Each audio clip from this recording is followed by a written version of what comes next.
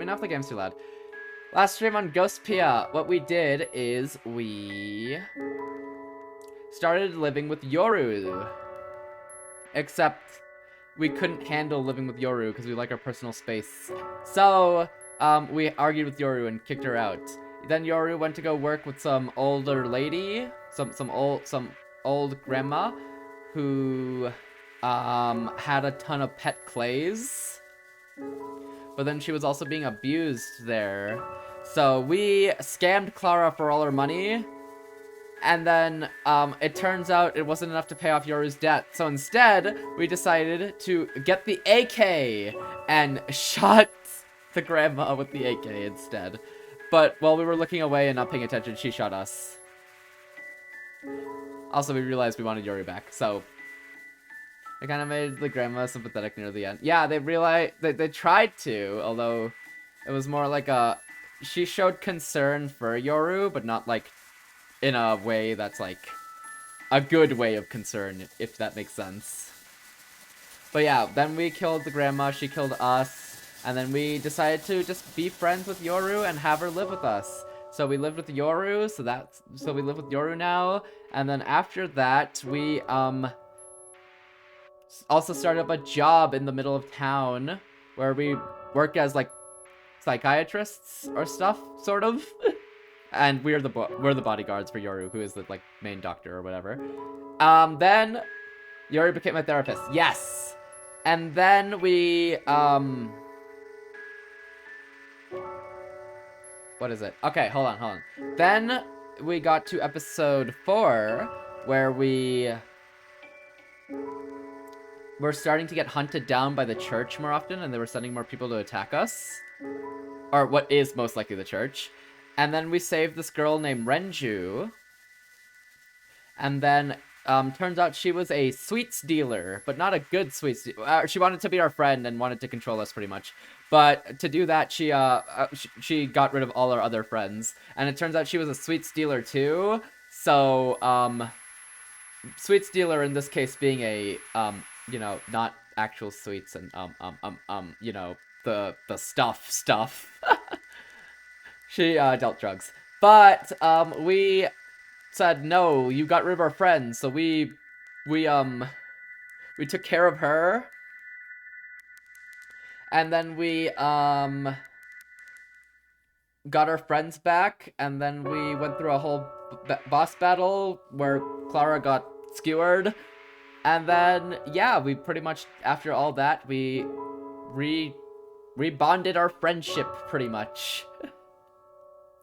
And then we started episode 5, where we met up with a new engineer who we have to help out this engineer so that he'll help us with our car, because our car's broken, and we still want to leave town. That's still our end goal. So we're helping this engineer with his project first. His project, turning an AI, making an AI, giving it a body, and then trying to recreate what is a human, essentially, with a consciousness, and then also recreate the idea of death.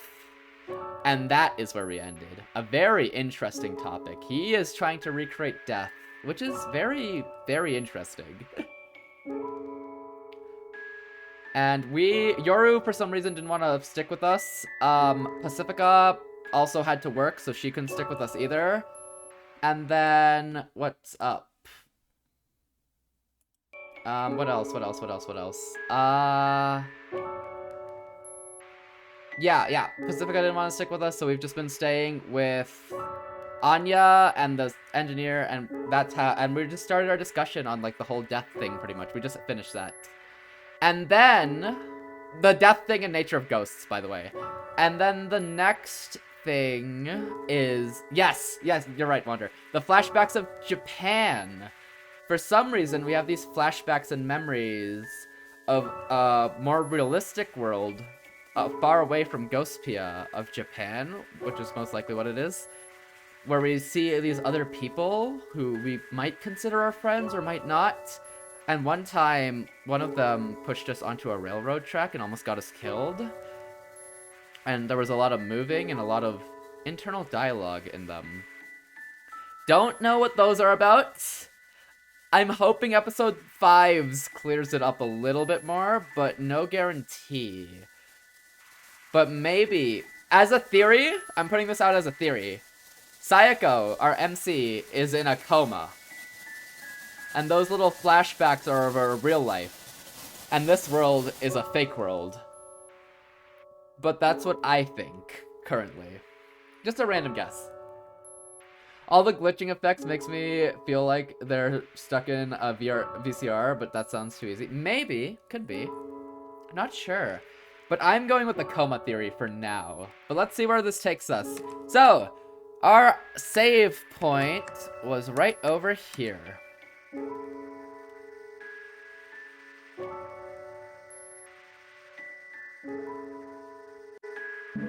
Alright. Let's just go back here. Okay. Alright. Let's get ready to do this. I love this game. This game's so beautiful. Alright. Jolie, it's actually so accurate though. As I worry about Yoru, development proceeds smoothly. Actually, how far back can I go?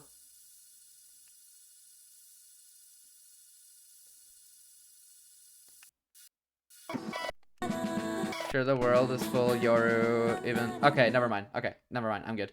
I just wanted to check. Okay, cool. Never mind. We're good. Just wanted to check if I missed, like, any starting dialogue that might have been better to start with. Okay, never mind. We're good. As I worry about Yoru, development proceeds smoothly. The flesh and soul develop concurrently, and they constantly act on each other. With that declaration, Alexei, that's his name, I forgot his name. Alexei spends half his time tinkering with the parts and the other half typing at his keyboard. The motion test advances from right hand to left hand, and then from the upper body to the lower body, down to the toes. It almost looks like it happens in fast forward. It really makes me feel awestruck at how far science has progressed. Like Renja's spider, except without the imminent danger. Renja, not Renju. Oopsie. A single man is single-handedly carrying out a project to recreate a human in the comfort of his home. Has culture really progressed that far? Can a human be recreated as easily as a somewhat intricate hobbyist diorama? Actually, on second thought, Alexei is just an outlier. But if he's this skilled at engineering, why does he work as a movie theater projectionist? Maybe it's just because all ghosts seem to be somewhat reserved when it comes to work. The jobs haven't made sense, really. I was really surprised with Renja and Alexei's tech. It's super advanced compared to what the world's shown us. Jobs kind of feel like a very set role. Like a character seems to be like good at something or another, but it feels like jobs have been a very set role. And I don't know if that's a thing or not. They mentioned a war. They did mention a war earlier. With the whole, with the whole technology Renja was using with the mind control technology. They mentioned using that back in the war, along with like the drugs they were using as well. Or that she was distributing. They did mention a war, but no information, not too much information about that at the moment either. But no, there's like some areas where it doesn't feel like technology is very far, like cars. Like we have to make a car, but we don't have the materials to do so and we need help with that. But other than that, like spider robots, Alexei's home, recreating life, there's a very distinct gap in what technology there's visible here, which is interesting. Alexei's decided that today will be his first outing, but out in this case just means out in front of the house. Now that the full body unit test is complete, he wants to install a temporary personality file and check for any movement issues. I push her on a cart, her black skeletal frame is exposed.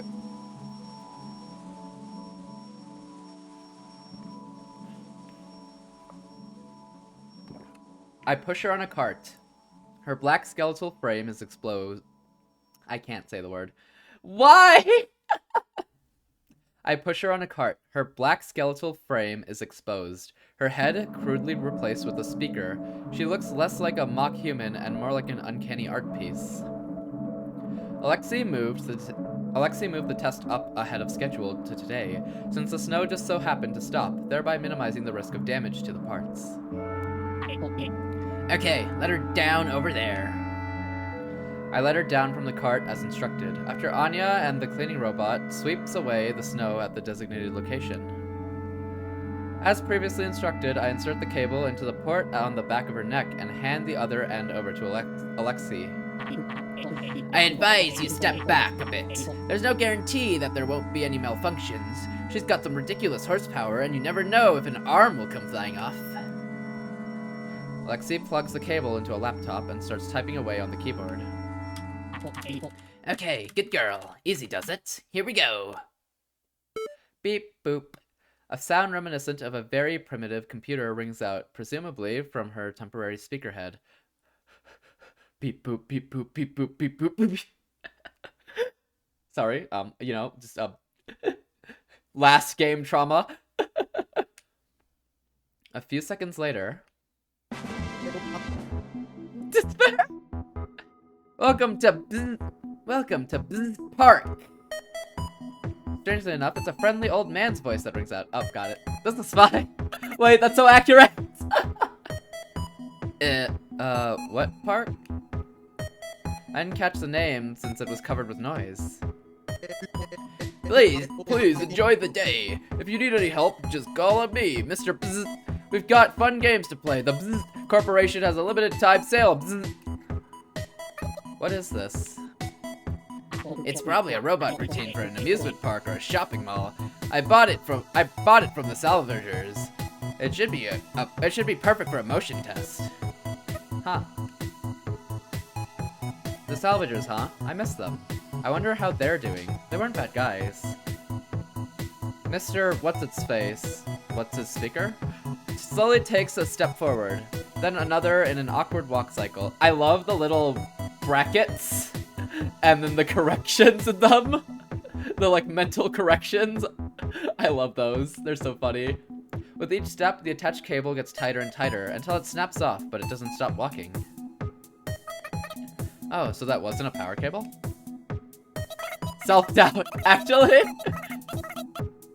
I think it's more like a charging data cable. It should be basically wireless outside of charging. I mean, there's not really a point in a robot that can't move without a cable, is there? You've got a point. The more the robot walks, the more stable its walk cycle becomes. The robot then waves its hand at each of us and starts jumping up and down. Her body comes equipped with all standard functionality, so it should be able to run software made for other machines using the same standards out of the box. What do you think? Amazing, right? Just say amazing. Amazing. Ha ha ha! I think I'm starting to get used to talking with these two. Whenever Alexei says something incomprehensible, Anya gives me notes to help me respond properly. None of us are the type who hate silence, so there's no need to awkwardly look for something to talk about. This isn't bad. So true.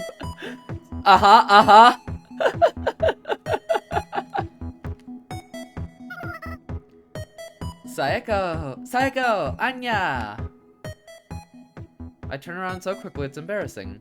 There's Yoru running this way from the telephone pole over there. She came here to see us. She must have been lonely too. Either that or she's run into some sort of problem. Or maybe she's found a new partner and came to hand me the divorce papers. Anything but that. Long time no see, you two.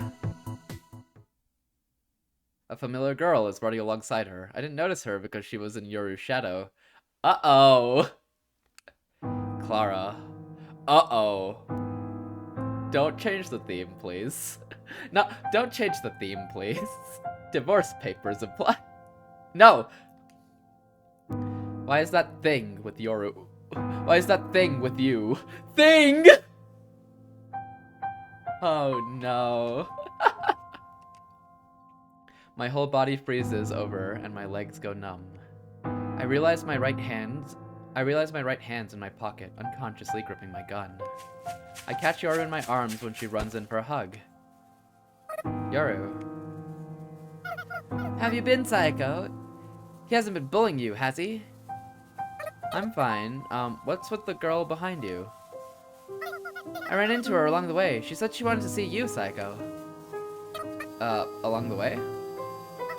Yeah, I ran into her along the way. No other reason. Honest, I'll even treat you to dinner if you can prove otherwise. It's not like I was accusing you of anything.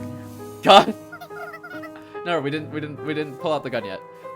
Look, I didn't go out of my way to see her, okay? Have you two already gone that far?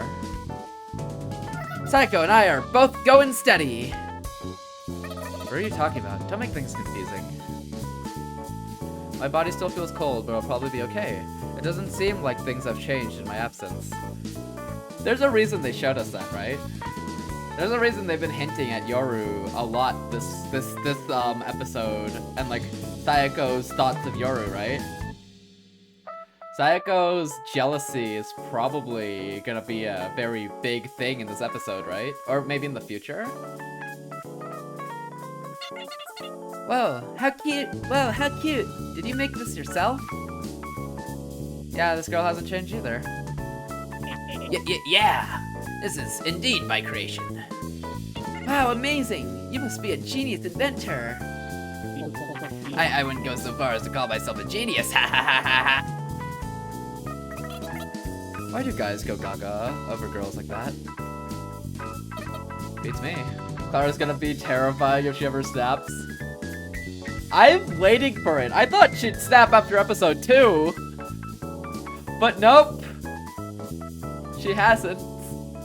I really thought she'd do it after episode 2, but she's been same old Clara mostly. Clara's just as Clara-y as ever today. Demonstrating boundless energy that's so unbelievable it's kinda gross. She keeps letting out cute noises at random. Can I play with this robot? As long as you're gentle. Whoa. Nice to meet you. I'm Clara. I'm an apprentice nun at the church. My hobby is talking with people and helping out in any way I can. Clara bows. That reminds me, she did bow to me too, huh? I've known her for longer than I thought, unfortunately. Hello, young lady. Would you like to play a game with bzzz? Let's play the bzzz game. Whoa, a game? Let's play. Alright, since you're a robot. Clara rummages through her bag and takes out some sort of can. Here we go, a drink for robots. What? Oil? What is that? That's a can of fuel. A pretty expensive one at that. It's used for generators and motorcycles. Is that really a drink for robots? Of course not. Can't drink without a mouth. Wait, she shouldn't even walk around with that thing in her bag. That's dangerous. Yoru hums to herself. Clara's waiting for the robot to take the can of fuel and drink it like it's a can of soda or something. Crap! Surely the robot doesn't also bully Clara, right? Go ahead, feel free to drink it to commemorate our getting to know each other. No. Beep. A robotic buzzer instantly causes a relaxed mood to tense up. Hostile behavior detected from gray life form in possession of hazardous material. The possession of hazardous material in this facility is a direct violation of the Anti-Terrorism Act. All defensive measures are now permitted. Hey, Alec, the hell's this about? I don't know. I didn't write this personality routine, but I think I've got an idea. Please quickly state your 9-digit national identification number and repeat it. Maybe it's a shinobi? I've only ever...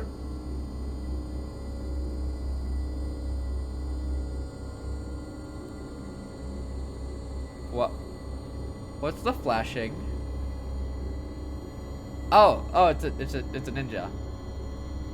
Maybe it's a shinobi? I've only ever heard rumors about them. Doesn't ring a bell. Sorry, can you explain? There's an urban legend that hidden among the general purpose companion robots at balls are convention. and conventions. There are a certain number of shinobi robots programmed to seek out spies and kill them, like a sort of secret police. Killer robots? That's not good. You gotta stop it. I repeat, please state your national identification number. Spies? Those were in the movie, too. It's too late. Damn it. Security robots aren't consumer goods. They're military grade. You don't want a terrorist hacking something like that, so you're completely shut off from external commands. I'm only able to get the gist of what Alexki's saying, but I guess the machine has identified Clara as a terrorist and is about to attack her. Why didn't you notice before you activated it? How was I supposed to know it was an imposter routine? Damn it! Looks like shutting it down won't be as easy as turning off a computer. You idiot, don't shoot! You got any better ideas? This is your final warning. Please state your national identification number. I'm sorry, how do I apologize? Activating defense routines. Have a safe day. Eek! Her arm! Wait a second! As soon as the robot finishes talking, she uses her metallic left hand to knock the can out of Clara's hand. Actually, let me rephrase that. She wrecks Clara's hand so hard that I can't even hold the can anymore. Her wrist is bent at an unnatural angle. The robot then reaches for Clara's neck with her right hand. Clara suddenly goes quiet, probably because her neck has been crushed. The robot then dangles her in the air. That's way different than what I predicted. Yeah? Error, weapon not found. She, or rather the shinobi, speaks as its left hand clatters. It was probably intending to finish Clara off with a standard issue weapon, usually installed on the left arm. Oh, come on. I kick its clattering left arm. Ow. But man, is that thing hard. I guess I should have expected it since it's basically an iron pole. I shake my head and try to regain my focus. Weapon not found. Terrorist backup detected. Weapon not found. Looks like my efforts weren't wasted. At least the shinobi lets go of Clara. Thank goodness Alexki didn't install any weapons. In fact, it doesn't look like the shinobi even realizes its body. I can't read. In fact, it doesn't look like the shinobi even In fact, it doesn't look like the shinobi even realizes it's not in the body it's supposed to be in. While its repeated error statements are annoying, they're also kind of sad. I'm no terrorist, but come at me. The shinobi responds by letting out a static roar from its head speaker before tearing up some fallen scrap metal and brandishing it like a sword.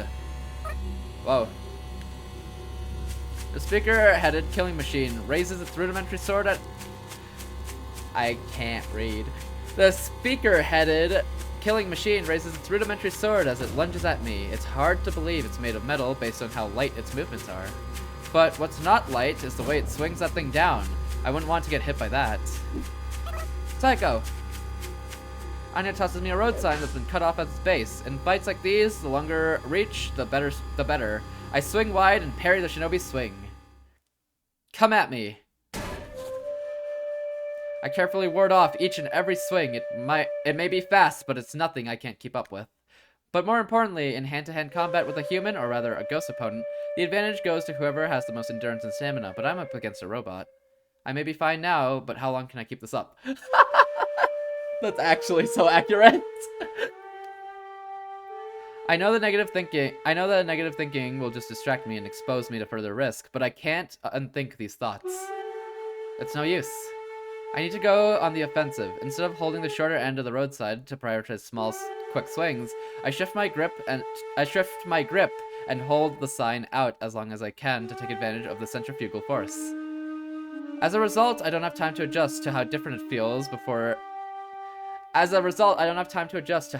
feels swinging it before the next attack comes. Instead of simply warding off the attack this time, I swing back as hard as I can, focusing as much strength as I can into my arms and my grip. To withstand the impact of the collision, the iron plate of the road sign starts to warp. Perhaps thanks to the centrifugal force, the effects of the impact is more than just even. The enemy retreats with a few nimble backflips as if it had forgotten that it's made of metal. Wait. So I take another swing. It can defend against the attack, sure, but the ground underfoot's too unstable to completely cushion the impact. So with plenty of leeway, I take another large swing. Now that it's lost its posture, it can neither dodge nor block properly. It may be a machine, but the sheer weight of the road sign attack is too much for it to take as I knock away its metal shard sword. Now that it's defenseless, one last attack should be enough to... Stop! Alexei shouts. I reflexively freeze in place. The shinobi doesn't miss an opportunity to quickly make some distance. Please don't destroy her. It's not a her anymore, you idiot. It's a killing machine, and it could kill you too. I can't just let you destroy the one person who loves me. That thing doesn't love you, at least not yet. It's not even complete. At the very least, that's the body that will be hers. If this project succeeds, how do you expect me to look at her without thinking about how I destroyed her body once in order to protect myself? I couldn't live with myself. Thank you for the hydrate salt and welcome in. How are you doing? Thank you. How are you doing?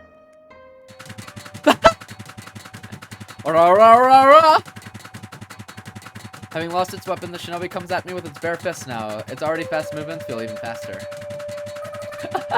Actually accurate.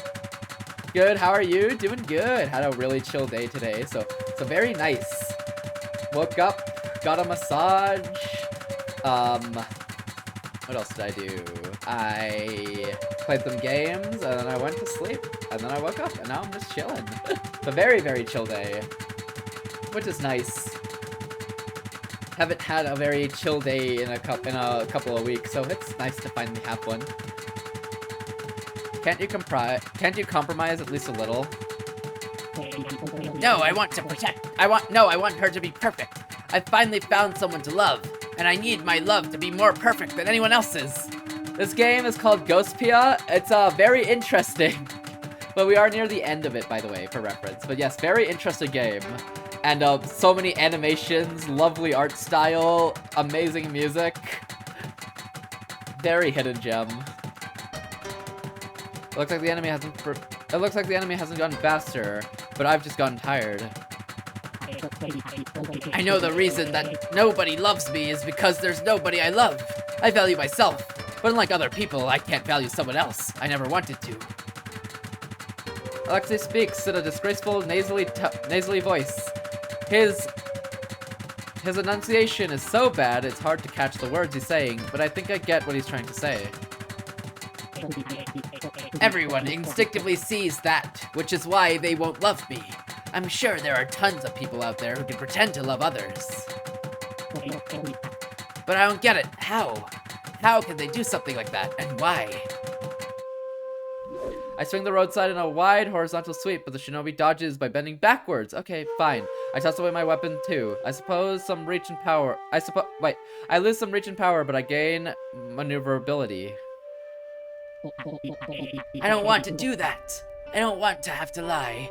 But I want to love. I want to be loved. Damn it, you just don't understand. I barely managed to keep toe-to-toe with the shinobi. I may be tough, but there's no telling what a metal fist to the vitals will do to me.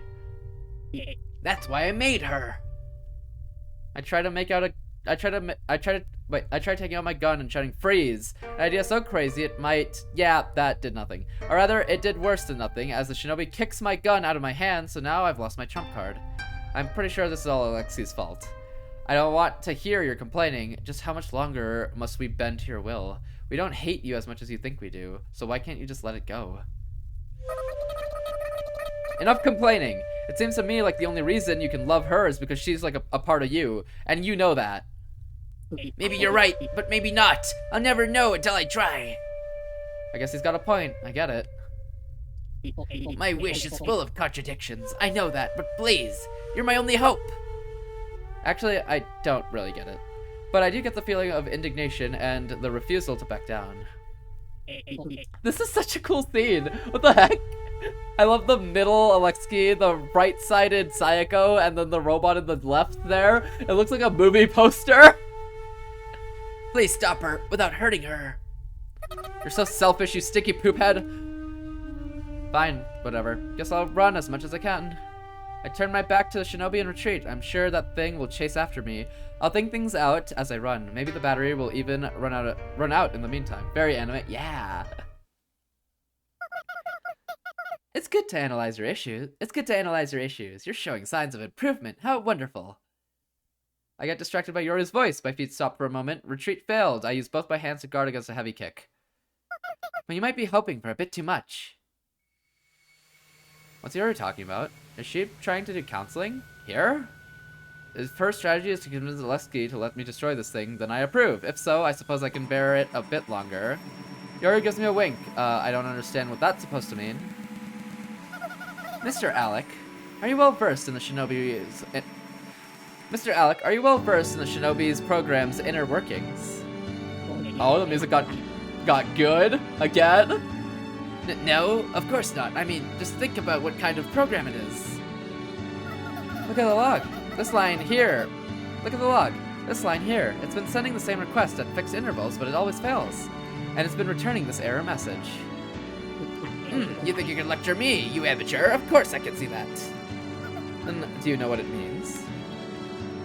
No, how could I? There's no way I can tell what the function does just by looking at the... It's trying to communicate with headquarters. If there's a terrorist attack in one place, there's a possibility there's multiple other attacks happening simultaneously, right? That's why it's been trying to contact city headquarters incessantly every second. As if it's waiting for the command to abandon its post at the tiny, insignificant mall.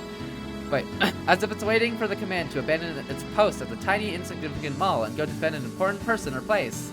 Yoru's big brain. Why does Yoru know all this? I see. How did you know? No, more importantly, are you suggesting we attack from that angle? That's right.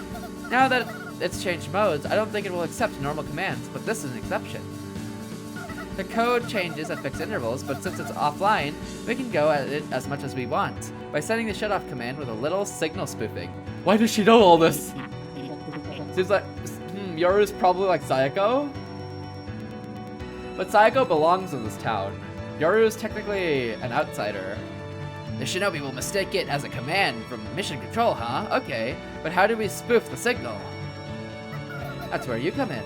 You can do it, can't you? I sure can. I'm a genius, kinda. Sayako, hang in there just a little longer. Hey, give me that back. Yoru pulls something off his hands and tosses it my way. I see. This is the thing Alexi used the first time we met. Oh, okay. The Otaku Guard, was it? If you ask me, it needs a better name. He should get Pacifica or something to think of it. He should get Pacifica, wait. He should get Pacifica or someone to think of something. I see Pacifica's face in the back of my mind. I want to have coffee with her again sometime. A moment before the shinobi's punch lands, the guard's thin outline envelops me. Not a scratch. The shinobi stumbles back a step, as if to ascertain what exactly blocked its attack. I find myself impressed by its cautiousness, though maybe I'm just amused that my codename Ninja is synonymous with its codename Shinobi. Damn it, is this it? No, is this it? No. Yes, that's gotta be it, damn you. I silently tell Alexi, way to go, as he shouts at his computer, but if I remember correctly, this thing's power output is still unstable, isn't it? I probably shouldn't use it too long, or it might explode or something. I dare to shut off the guard, hold out my open palms and beckon the shinobi to come at me. I got it, just a little more. There's no way the shinobi will miss the fact that I'm way open. It leaps at me as if in recognition that this is its chance at victory. Guard on! I activate the guard at the very last moment before the metal fingers reach me. The guard deflects the enemy. The unexpected rebound causes the shinobi to lose its footing. With one leg up in the air, I quickly shut off the guard and try to trip up the shinobi's remaining pivot leg. The guard deflects... Wait. I quickly shut off the guard and try to trip up the shinobi's remaining pivot leg with a sweeping kick. Ow! Please work! While the shinobi may have lost its footing, its legs are still bare metal poles, and I just kicked one of them with my shin. I may be a ninja, but my leg's still made of flesh and bone. I wasn't expecting it to be easy, but still.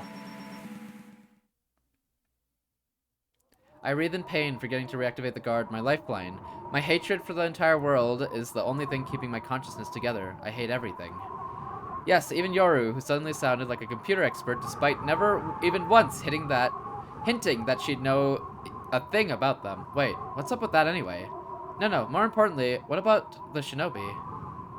I find the shinobi fallen over, still motionless in the corner of my eye. I see Alexei glistening in the cold... Wait. I see Alexei glistening in cold sweat as he gives me a thumbs up. I did it! I really am a genius! How's that, you dumbasses? Trying my best to ignore that noise violation, I instead turn to Yoru for an explanation. Yoru, what happened back there? Alright, what happened to Clara? I wonder if she's okay. She's clearly dodging the question, but now that she mentions Clara, we all remember that she's what set this whole scuffle in motion. Anya goes off to check on her, the rest of us follow behind. If Clara's alive, I wonder if we can charge the church a rescue fee. It wouldn't change the fact that we've gotten her killed several times over. Is it possible to live with your neck like this? What is that? Oh, that's a pole? Oh. As she asks that question, Anya shows us Clara, or perhaps I should say her corpse. No rescue fee for us, I guess. I let out a dry chuckle. Well, there's our...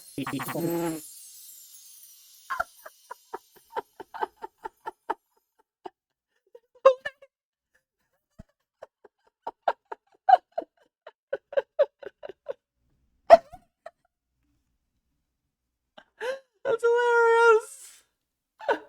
The rainbow!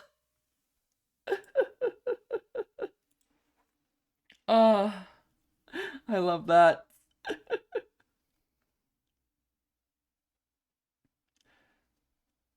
Oh, I love the rainbow so much.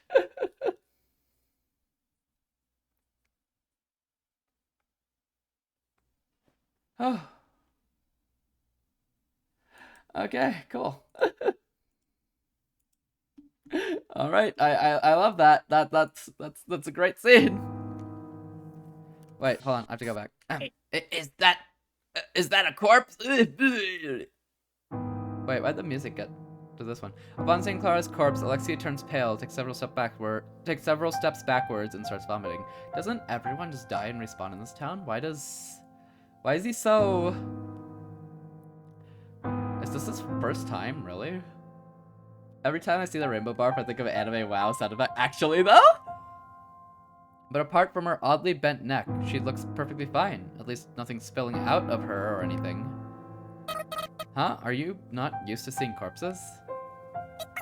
This guy's a shut-in, see?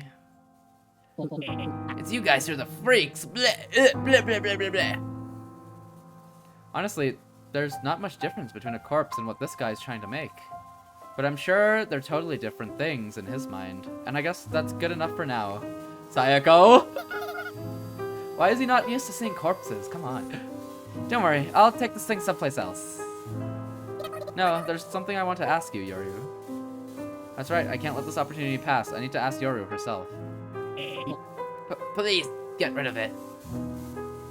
Look, Alesky's getting impatient too. Then I'll come with you. Perhaps he is the normie. No normies allowed! Okay then. Let's go. The two of us head away from the amusement park and go all the way out... The two of us head away from the amusement park and go all the way to the outer limit of town. Where's a good place to get rid of this thing anyway? Wherever you think is a good place. Well, let's go just a little bit further, if that's okay with you, Yoru. Yeah, it's fine. I want to give those two some time together, too.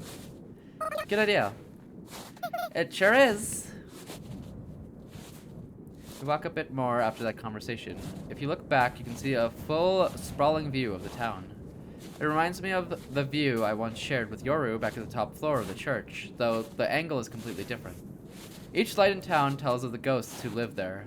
There are a lot of worthless, good-for-nothing ghosts, but there are also a lot of But there are also ghosts that I like, even if they sometimes cause explosions with weird science experiments. A freezing wind blows. Phew, that's cold. It sure is. I guess we should get back quickly. Why don't we light a bonfire, Psycho? It's way too cold. Oh, I've got matches. I've also got a lot to talk about. Yuri's eyes look straight through mine. Her eyes go from anxious panic to confident determination. I nod. It's exactly what you think, Yoru. I don't feel bad at all. I just feel a little ticklish that she's seen through me. I do want to talk, but we don't have anything to burn. There's not even trash around here. They're gonna burn Clara, aren't they? It's gonna be Clara, isn't it? I casually glance at Clara's corpse. I then look back to Yoru. She shrugs. I shrug back and let go of the corpse. When the corpse plops onto the ground, a large can rolls out of Clara's coat pocket. Alright, the can of fuel. She was trying to give this thing to the robot, wasn't she? Oh, how convenient. What up, Lofi? Yoru murmurs. How was the homework? Dare? What's up? Accurate water. Still doing homework? Oh. No! He's stuck! Lofi, by the time I woke up, you were done streaming. Tomorrow, though, you stream for 10 hours. Thanks, Loaf. No. Yes. 11. Well, if no one is streaming at that time. 11 hours. Thanks, Lofi. But yes, how's the homework going? You getting close to done? Are you midway? How far in are you? Also, we're burning Clara's corpse because she got her neck snapped like a Twix bar by a robot. I just finished 3 hours of meetings, so back to homework now. 3 hours of meetings! Ooh, paid. What the? Yeah. There's this robot. Clara tried giving it fuel. The robot said, danger, danger. Grabbed her, cut her arm off, picked her up by the neck, did a little crushing, and yeah. Then we deactivated the robot, and now we're burning Clara's corpse for heat. Luffy's finally freed from the stream? Oh no, he's not free. He's not freed. Oh. You gotta let me go, Fade. Sorry, I can't do. Thanks, Luffy. Keep it up. I'm so glad you came, Yoru. Oh, achievement. Discover the fun of pyromancy. He's just a double jail. The more jail, the better. Sayako. Yuri whispers. Yuri looks like she's caught on the fact that I'm going to... Wait. Yuri looks like she's caught on to the fact that I'm going to ask what I haven't asked all this time. She knows she'll have to answer. I'm the one who brought Yoru out here, so I'm the one who has to start off the discussion. We work together and on our time off we hang out with the people we know. When we get home, we chat before we go to sleep. It's a little questionable that we share the same bed, but there's only one bed and two of us.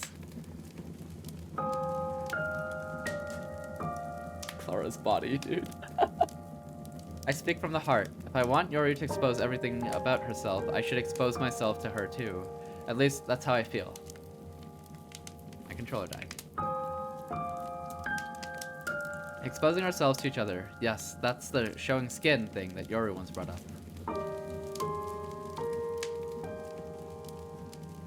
I use that logic to encourage myself. Because otherwise, I'd be too scared to push forward, I'm sure. Luffy, this game's all about friendships and relationships. And murders. Dude, I would love Ghostopia version of this. Do you think there's Ghostopia emotes? Hold on, the music's going away for like 1 second. It's too new. Is it that new?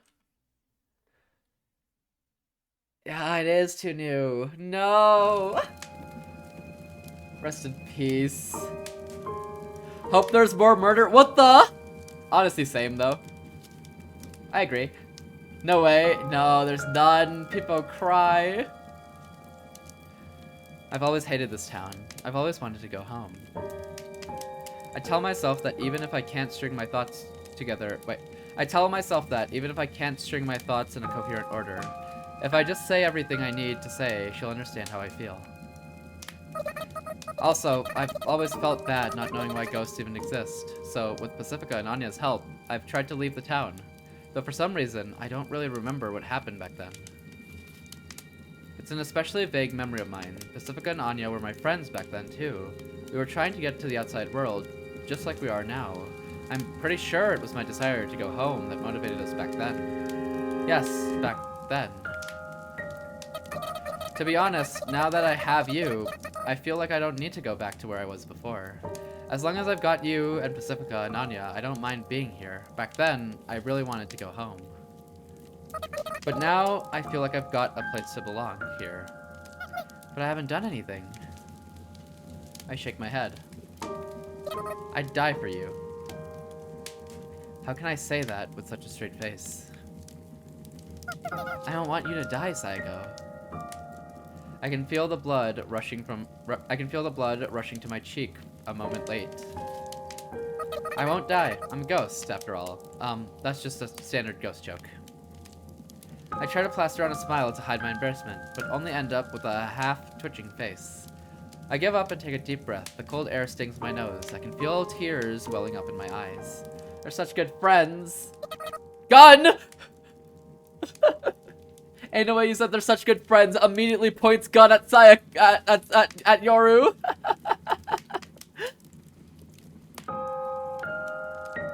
I killed those two. I shot them with my gun, probably on purpose. I pull out my gun and point it at Yoru, trying to remember how it felt back then. From the snippets of my memory that I do recall, I feel like I can remember the fear of shooting the gun and the surprise at the recoil. Did that really happen? Yoru keeps listening to me without faltering in the slightest. The three of us once tried to get out of the city. We used the same car as before. Things were going smoothly at first, I think.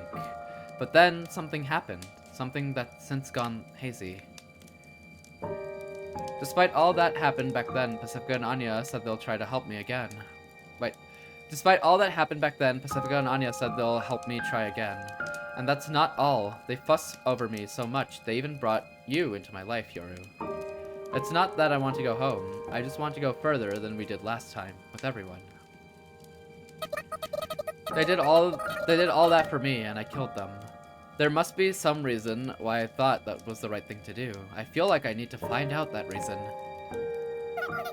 But Sayako, you might just end up repeating what happened that time.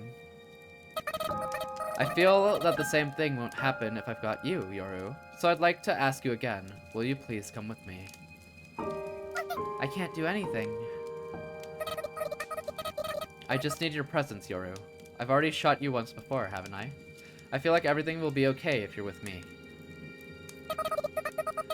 I know there's no reason to believe it, but that's just how strongly I feel about you.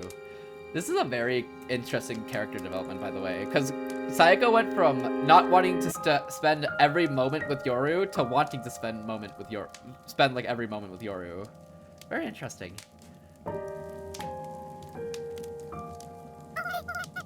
And what sort of feelings do you have for me? Introvert moment, true.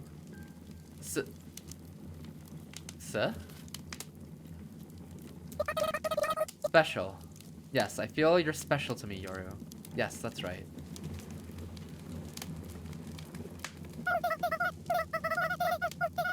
I see. So I'm special, huh? I'm happy to hear it. Thank you. I wasn't happy at all to be called special before, but when you say it, it makes my heart feel so warm, Sayako.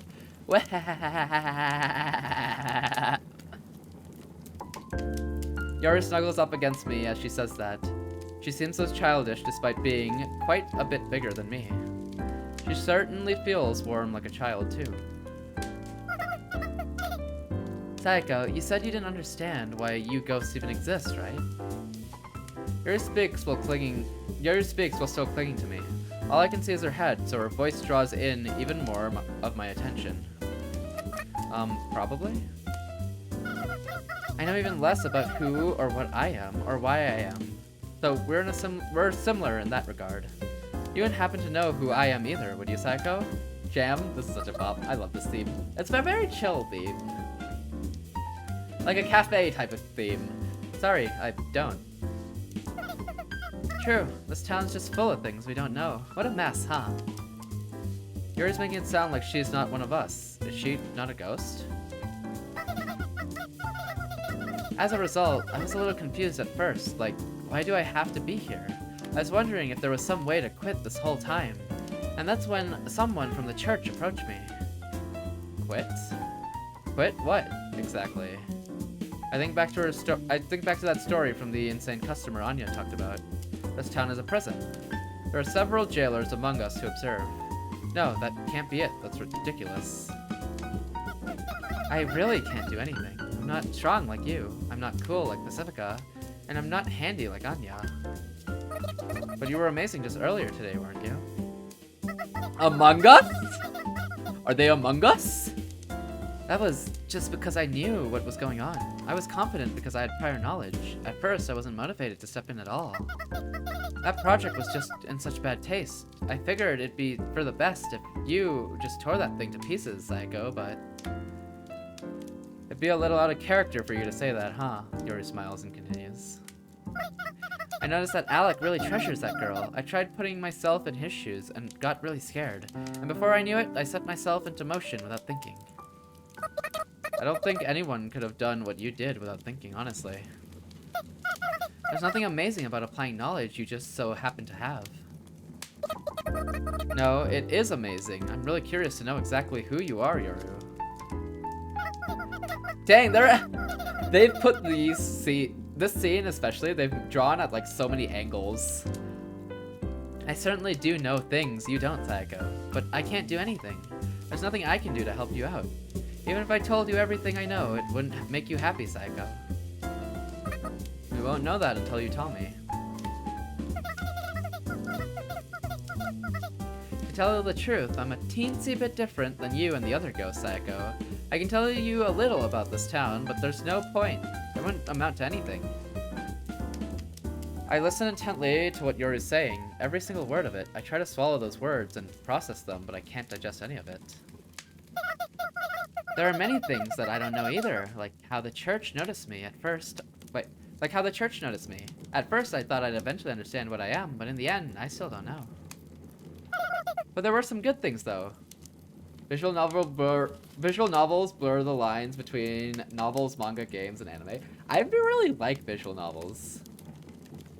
Especially ones with, like, the amount of effort you've seen put in on, like, the more recent games. I love those.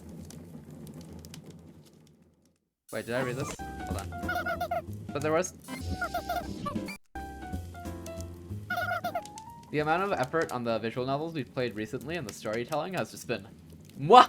Masterpiece! But there were some good things, though. Yuri stops clinging to me and looks me straight on. What is this theme? You appeared out of the blue and rescued me. You sat next to me, and you even gave me a name as a present. How could I not be happy?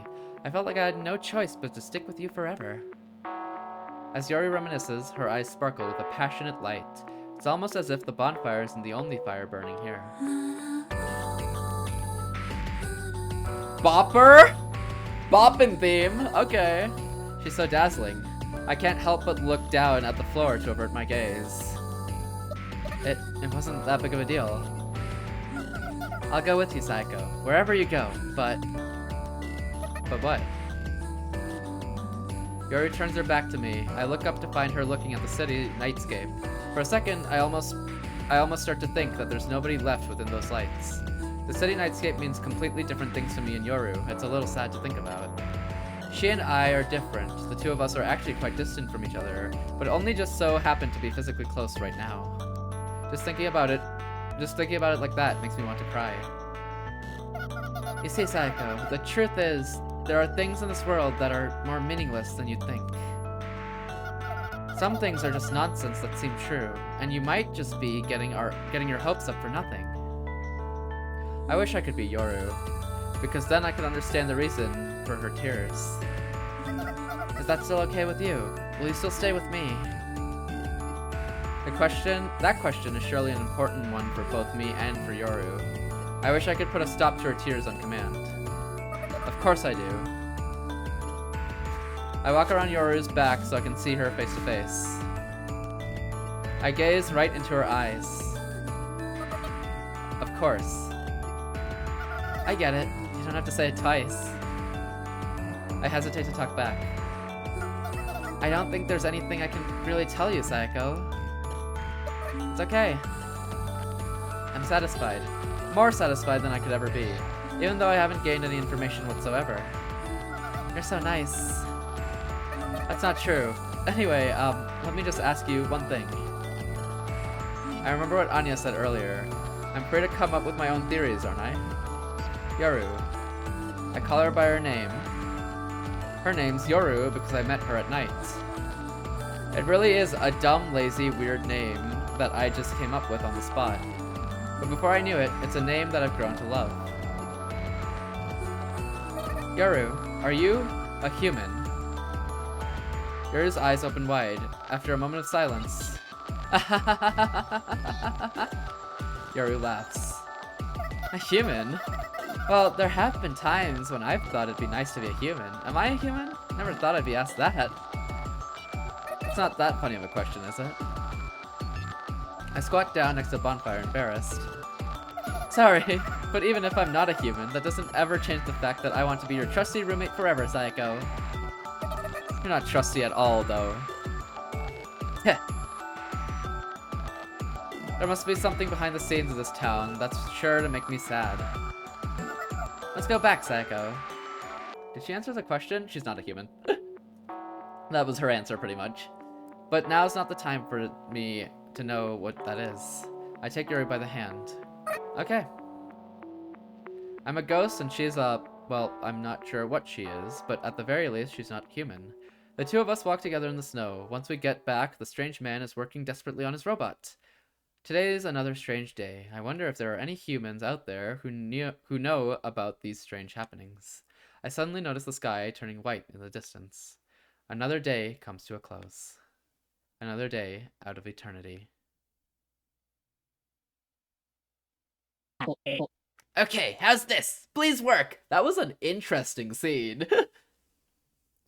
A lot of non-information, more so character development oriented, but very, very interesting. Okay, how's this? Please work! 1 second later, Alexei clacks the enter key on his keyboard. Yuri's character just got really deep.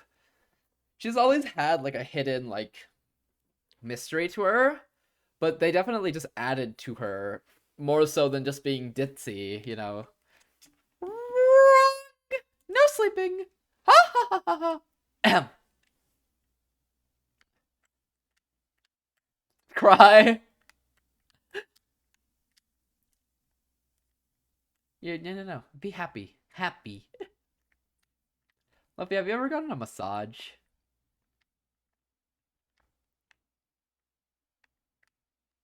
Actually, has anyone ever gotten a massage? Real question. Like, legit one where you pay for one? Yeah. Like a real one. No? Oh. What about you, Wander? Have you gotten one? They are nice. We have a massage chair at home, though. They are so much better than a massage chair if you get a person. Yeah, they're so nice. I love them. I got one today. They're so nice. My college had a free massage event near final. Really? That's cool. They're such a good stress reliever. At least I find them as a good stress reliever. I shoot a glance at Anya, who's sitting next to him. She nods. I plug my ears with my index finger. I can fix that! Yeah, whatever. We can sleep and chill whenever we want on it. All for the cost of 1,500 USD. Oh. I have perks. And I just get 3 free massages per year, so like, you know, you know. Yeah, whatever. I can just chill for free, Lofi. Oh, so you a mooch? You're a moocher too. Ain't no way. Moocher. 1,500. What? No. What is that number? 15,000 USD ain't mooching. Oh. Oops. Moocher? No, that's Smoocher. Actually, you know what? That ain't a typo. Ain't no way he raised the price by 10,000. We fancy out here? No, you're sick. Add Twisted. Honestly, I've never used it. Oh. Only my mom does. Oh. Like, you've never ever used it? You haven't even tried it?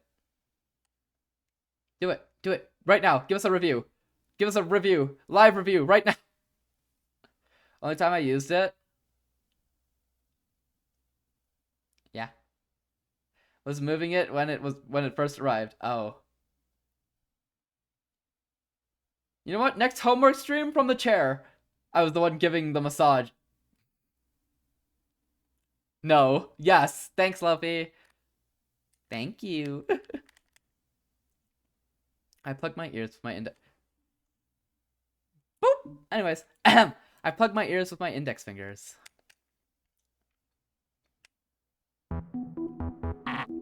Grah! Why does this keep happening? Thanks to my makeshift earplugs, I don't have to expose my ears to Alexki's shrieks directly. After several repetitions of the cycle, I've learned how to deal with it.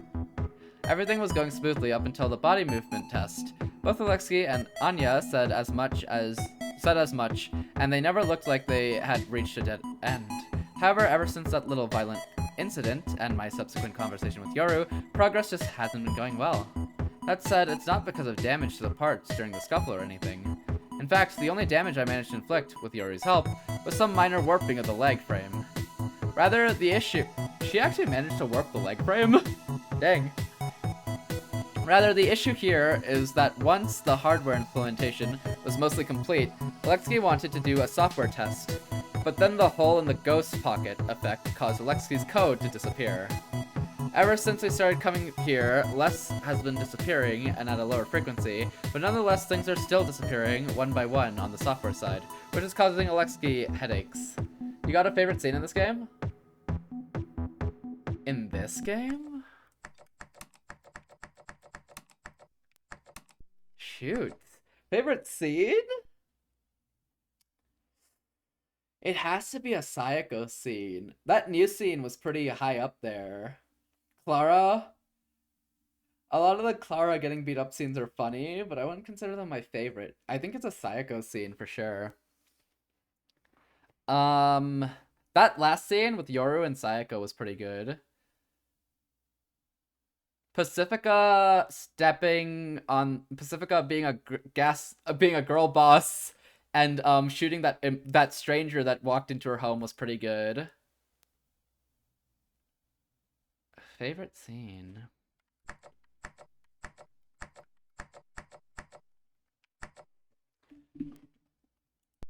Favorite scene.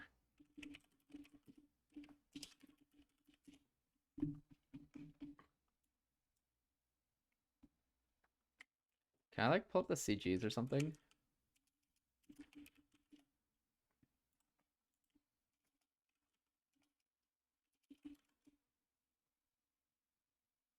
Not really.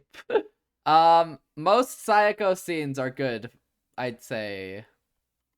That most recent one you just saw there, I think, is a very memorable one. Some of the Renja scenes with Sayako have been good as well. And then Pacifica's also really good as well. Okay, sleep. No sleeping. You wish. You wish. Sag. No Sag either.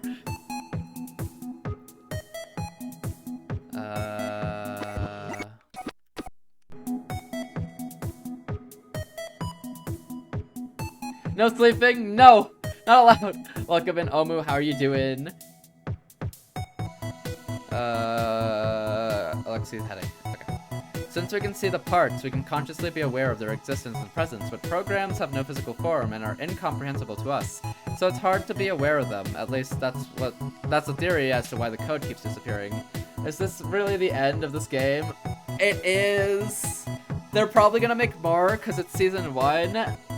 So that implies there will be more seasons, but it is actually gonna be the end of this game, which I'm so sad about. This game's been so good.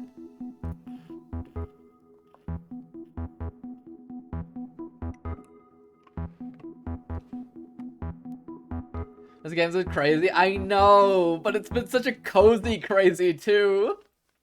D: yeah. Turn your brains off until season 2. Actually though. Alexei just cynically said, I just have to write the code faster than it disappears, and spent days on end typing up a storm programming. However, with every test, some part of the program would go missing and the entire unit would stop moving, causing him disappointment, despair, and... I'll miss them and their 3 fingers. Same.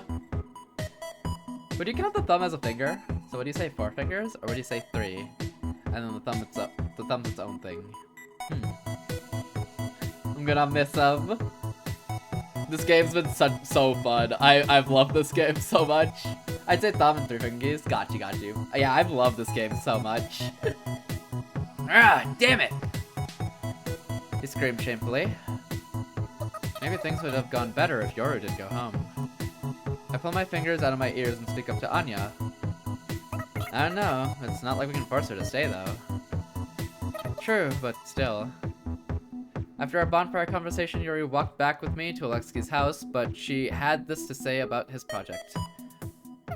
I just can't support it, no matter what. I'm sorry. She declined to help and instead went back home. I didn't stop her, of course. And that brings us to the present. The mood in the lab isn't good, but I'm optimistic. Somehow, I just know they'll find a solution. Alexei's just that skilled of an engineer. The portable Otaku Guard was a pretty high-quality piece of tech, after all. The front doorbell rings. That's the first time I've heard that sound from the inside. It feels more formal than doorbell. It feels more formal than the doorbell at my place. I'll go answer it. Anya trots off to the entrance, leaving the hallway door open. Gwa! Hey, can you say Alexei 5 times in a row? No. Alexei. Got him. Easy. For some reason, Anya's yelp gives me deja vu. Alright, it's like this. It's like when I first met Clara. Is she back? Since it's a big house, the entrance is far away, so I can't make out what they're talking about. Alexei right now? Actually, I decide to wait. Uh-oh. I regret my optimism when several seconds later, men wearing coats march into the lab. Alexei, could you come with us for a moment? The 5 large men. There's 5 large men. Wait, there's 5 men. Large men. I can't deal with them while protecting Alexei and Anya at the same time. He knows too much! 5 big guys! The sequel! No! They buff, they're so buff. And they have different faces too. I grind my teeth. Hey, what are you accusing Alexei of? Anya rushes in after the men. You are abusing technology in order to blaspheme God. Wait, you are abusing technology in order to blaspheme God, are you not? Blaspheme? Blasphemy? The man who appears to be the leader presses Alexei with a firm voice. I don't know. I don't know. He glares at Alexei. I can't help but follow his gaze and look at him too. He already looked pale due to stress and lack of sleep, but now he looks even paler. He's even whiter than a ghost. He reminds me of the worn-out bar of soap in my bathtub. How did you know? We have eyes everywhere. Anya jumps in front of the men as if to shield Alexei from those eyes. Hey, Alexei's free to research what he wants. Hey, Alexei's free to research what he wants in his own free time, isn't he? I back her up without a moment's delay. That's right. What right does the church have to complain? The church must be stepping in due to my involvement. I thought things had calmed down lately, but maybe I've just been too careless. Either way, it's too late to regret it now. I will answer your questions in order. First, this man is technically an official follower of the church. While he's not a churchgoing believer, he is still our brother. And since he is our brother, we must have him adhere to our customs.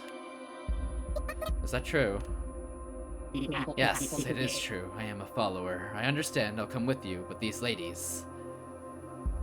Alexei! Anya shouts. Alexei shuts up. The man quickly interjects in the ensuing silence.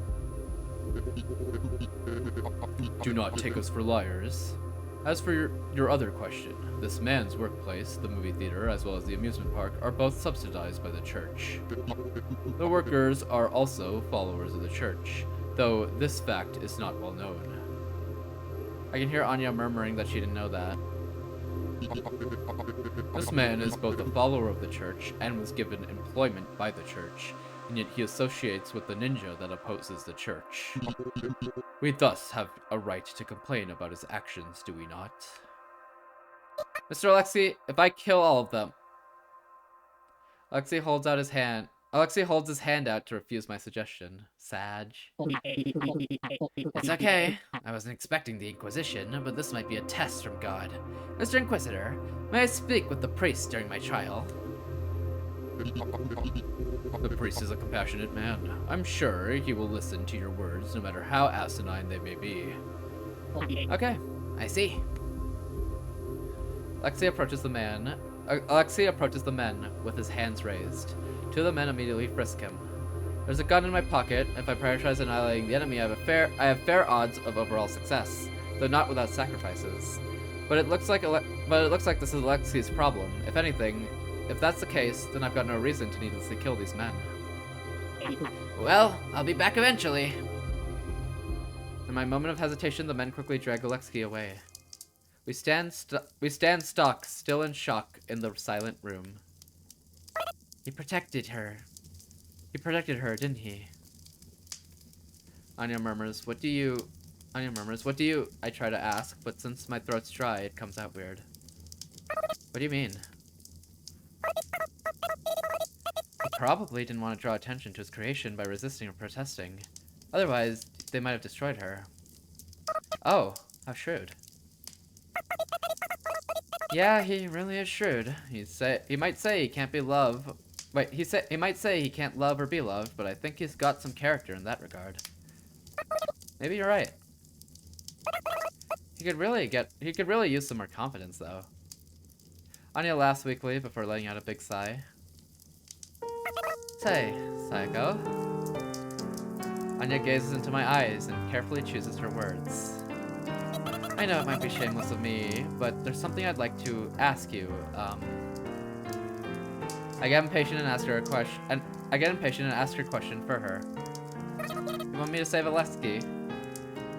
Yeah, exactly. I know it's an unreasonable request. I don't have that much money, but I can still pay you what I do have, so... What? Hold on, Anya. You don't have to pay me. When Anya casually starts bringing up the question of money, I frantically gesture that it won't be necessary. But I'm asking you an unreasonable favor, and this isn't even your problem to begin with, Psycho. When I raided the church, you brought out that armored vehicle to come rescue me, and I didn't pay you then. I just did that because I wanted to. Anya really is a good girl. I know it for a fact, and I feel it with my heart. I'm sorry. I know I sound weird right now. Dude, these panel frames? These are great. It's like a timeline. I love it. Maybe she's even too good. I feel like her dedication is going a bit overboard in this whole ordeal. Oh, Lopi! I just remembered a scene I like. Sayako facing off against the priest. That's also a cool scene. Almost like a movie strip. Yeah! Like, if you remember those old-timey films, and then like each bit of that film is like a panel of the movie, it kind of feels like that, but more like slightly different from that style. Maybe she's even too good. I feel like her dedication is going a bit overboard in this whole ordeal. This isn't your problem to solve, Anya. You're not a ninja, and you don't do whatever it is Pacifica does. I missed like every Ghostopia stream. It was in the first stream. It was towards the end of the first stream, but it's Sayako faced off against the ninja, against the priest. Episode 2. That one was also cool. So either the Yoru one or the ninja. She's a ninja. Sayako's a ninja.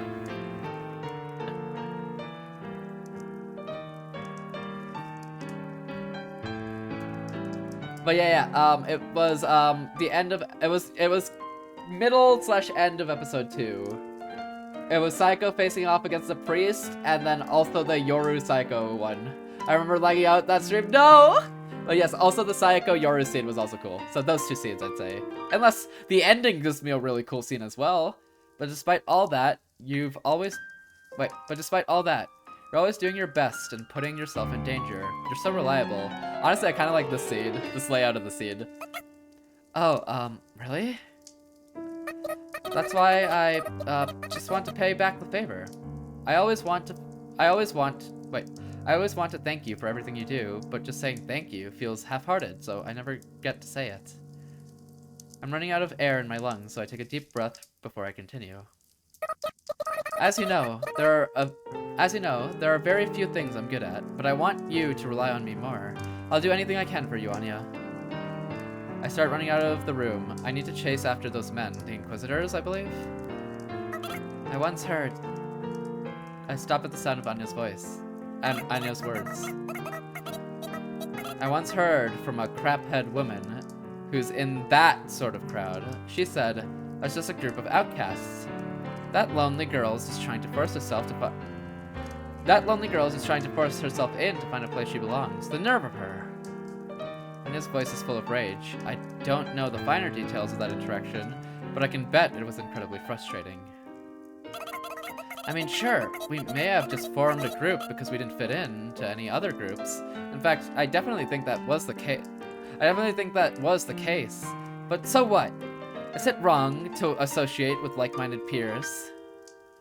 But it's not like we forced ourselves to group up out of desperation, you know? That's why I've made up my mind. This time, it's Anya's turn to run out of breath as she gasps for air. I decided to treasure my friends as much as I can, so that I won't be embarrassed no matter who sees us. If I do that, then nobody can tell me that we're only friends out of necessity, you know? So, crap. I'm so uncool right now. I told myself I'd never talk about this. The tears welling up in Anya's eyes seem almost infectious as tears start to form in my eyes as well. Maybe it's because Anya is so overwhelmingly precious, and I don't know how else to express it. Why are you crying? Come on. You're crying too, Anya. And thus we both cry. I guess when it's just the two of us without Pacifica or Yoru around, we're just a couple of crybabies. Weeping together like this feels so girly and dumb, and yet it's so satisfying. Once the tears have mostly stopped, I give Anya a thumbs up and speak up. I'm off. I'm counting on you. Leave it to me. I sniff as I run. My nose stops dripping. I fling open the front door and dash into the snowy outdoors. That was also a good scene. Dang, they are hitting the scenes at the end. Kiritsugu versus Kirei was cool, but the priest was Kiritsugu!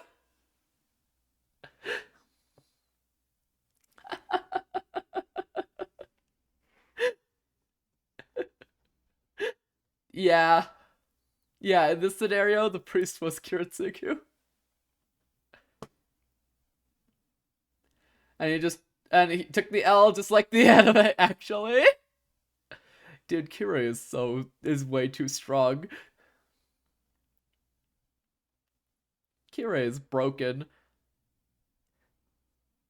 You can keep him with servants? It's not fair. It's not too hard to catch up to men who are walking. Thankfully, since we're in the outskirts of town, there aren't many buildings to obstruct the view. He had two? Oh yeah, he had two servants.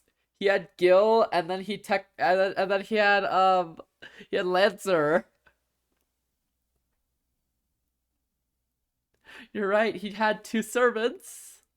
And he could fight against servants as well.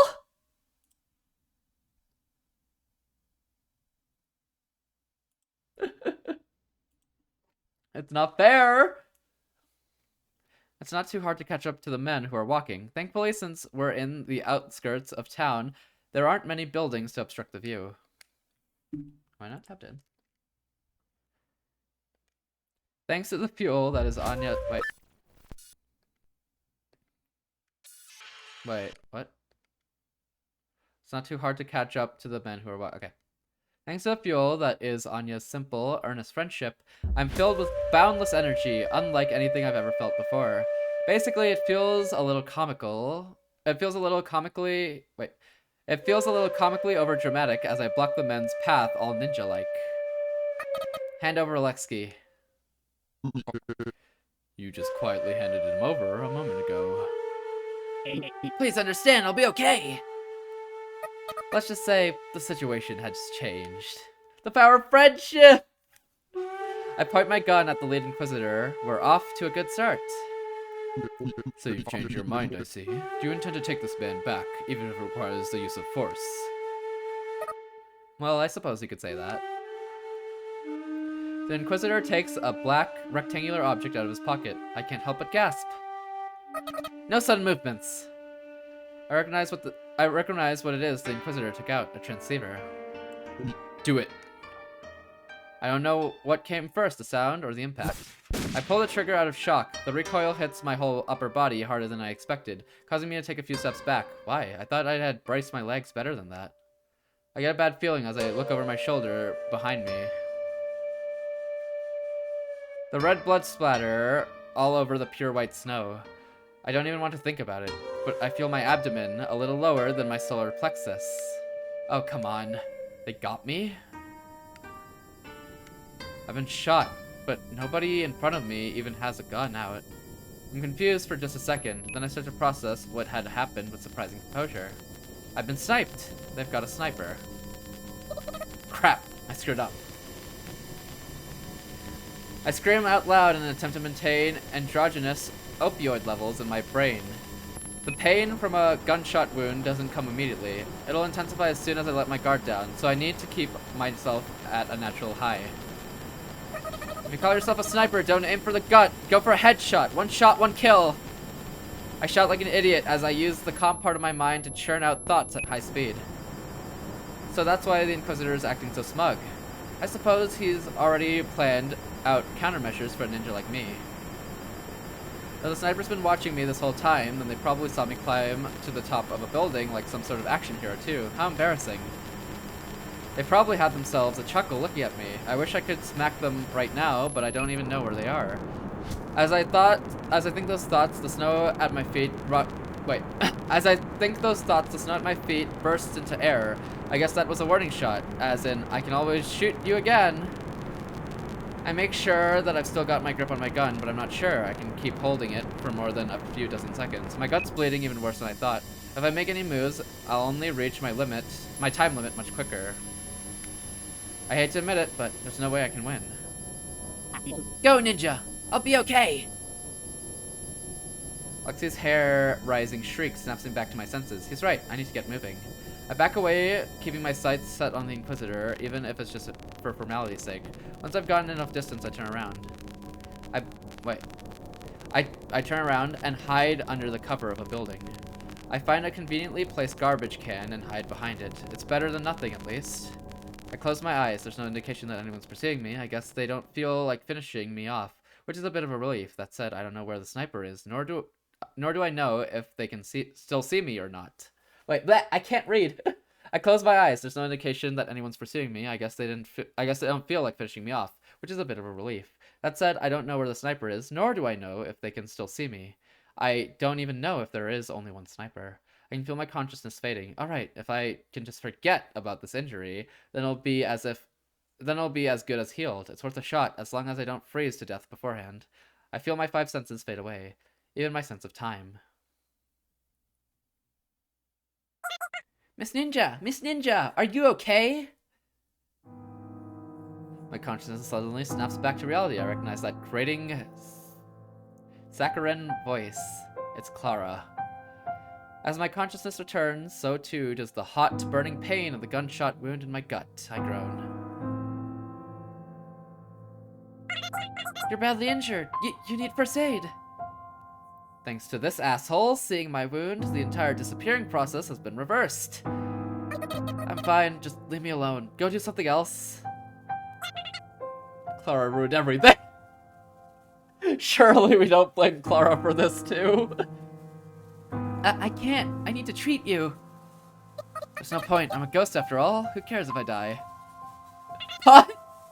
Clara numbers. Ain't no way. Guys, poor Clara. I care. Found it. After finding bandages or something in her bag, Clara sits down next to me and leans over to inspect my wound. Her sugary scent frustrates me. Had about a 4-hour nap, now I'm here. Welcome in, Broke. Hope you had a good nap. Clara, why do you care about us so much? Wait, Clara, why do you care so much about us? It's not like you need to. There's tons of there's tons of other people out there who love you. Oh, are we finally getting Clara lore? And 4 hours more! Oh no! Welcome in, Broke. Hope you're doing well. Clara has such a bullyable face. Clara doesn't deserve this, but it's also kind of funny, you know? There's no deep meaning behind those words. I just want to get through to her that there's no point in her getting close to me. But the priest told me to! There's probably some sermon about the importance of friendship or something. She has a mutable personality. Wait, the priest told her to? Hold on. What did he say? He said that I was the only one who could save your souls. He said he expected great things from me. I almost write it off as foolish nonsense before I make a sudden realization. I focus my hazy consciousness and reflect on the words Clara said. Clara, why did you go to Alexki's house? Because the priest told me that you guys were all up to something at the movie projectionist's house. Oh no. I can feel my heart start pounding. Did you tell the priest what happened during your visit? I sure did. The priest is nice and gives me lots of advice. Every day when I hang out with you guys, I always have a friendship review with the priest. As she says that, Clara tries to stick a bandage on my wound. I grab her hand without thinking. The bandage flutters down to the ground. You consciously did all of that, and yet you still don't understand what it is you've done? Are you kidding me? The robot was right! Why did Clara approach us? Surely it was because she was a simple-minded idiot who felt an odd sense of camaraderie towards us. At least that's what I thought. But that wasn't the case at all. Clara was a moving wiretap, a breathing surveillance camera sent by the priest, or in simpler words, you're a spy! Not the broken figure. Don't worry about the figure. Words of Alexki's girlfriend spread from Clara to the church, thus setting the Inquisition in motion. The priest used the power of his faith to raise this thought. The priest used the power of his faith to raise this thoughtless, almost hopeless optimistic girl into a splendid spy. I felt that the church had been pretty hands-off lately, but they had actually been surprisingly thorough in their surveillance. Come to think of it, when we met Alexki, he was working at the church-funded movie theater, and he's a follower, albeit a stray one. Uh-oh. Ain't no way your mom's Lopi. You're sick. The spy has breached the phase. She got off too easy that time. Well, now we know she got off too easy. I guess she's not a knowing spy. But still, we must destroy Clara right now. She's gonna die. We're gonna destroy, end her. We're gonna spawn camp her. Oh no, I wonder, oh, we're getting a lot of character lore and a lot of character moments this episode. Uh-oh. In that case, it should have been, In that case, it should be a given that some of his co-workers might be followers too. We watched several of those co-workers walk by as we waited for Alexei. At least one nosy follower must have reported our conversation with Alexei to the church. After hearing that report, the church, that is, the priest, must have had some doubts about it. Around the time the report was made, Anya and I disappeared off the streets. I should assume that the priest got word of our disappearance too. With all this evidence piled up, it's only natural that the priest, or at least somebody else, would come to the conclusion that Alexei is working on something with the ninja and the repair workshop apprentice. The church must have known about Alexei's engineering skill. Furthermore, since he's a heretic, it's only natural that the church would feel threatened by him potentially leading to a violent revolt against its religious authority. At least that's how I think religions work. Right after we contacted the heretic, we vanished like smoke. That should be enough to cause panic in the church. Oh my god, I love that Clara chibi. It's so dumb looking. The priest calmly responded to the panic by sending in Clara. The next snap! After some complications, Clara broke her neck, revived, and returned to the priest to report all the details to the priest. Very usable. Oh, and speaking about Clara breaking her neck, why did she even have the can of fuel to offer to the robot? Why didn't that raise more alarms with me?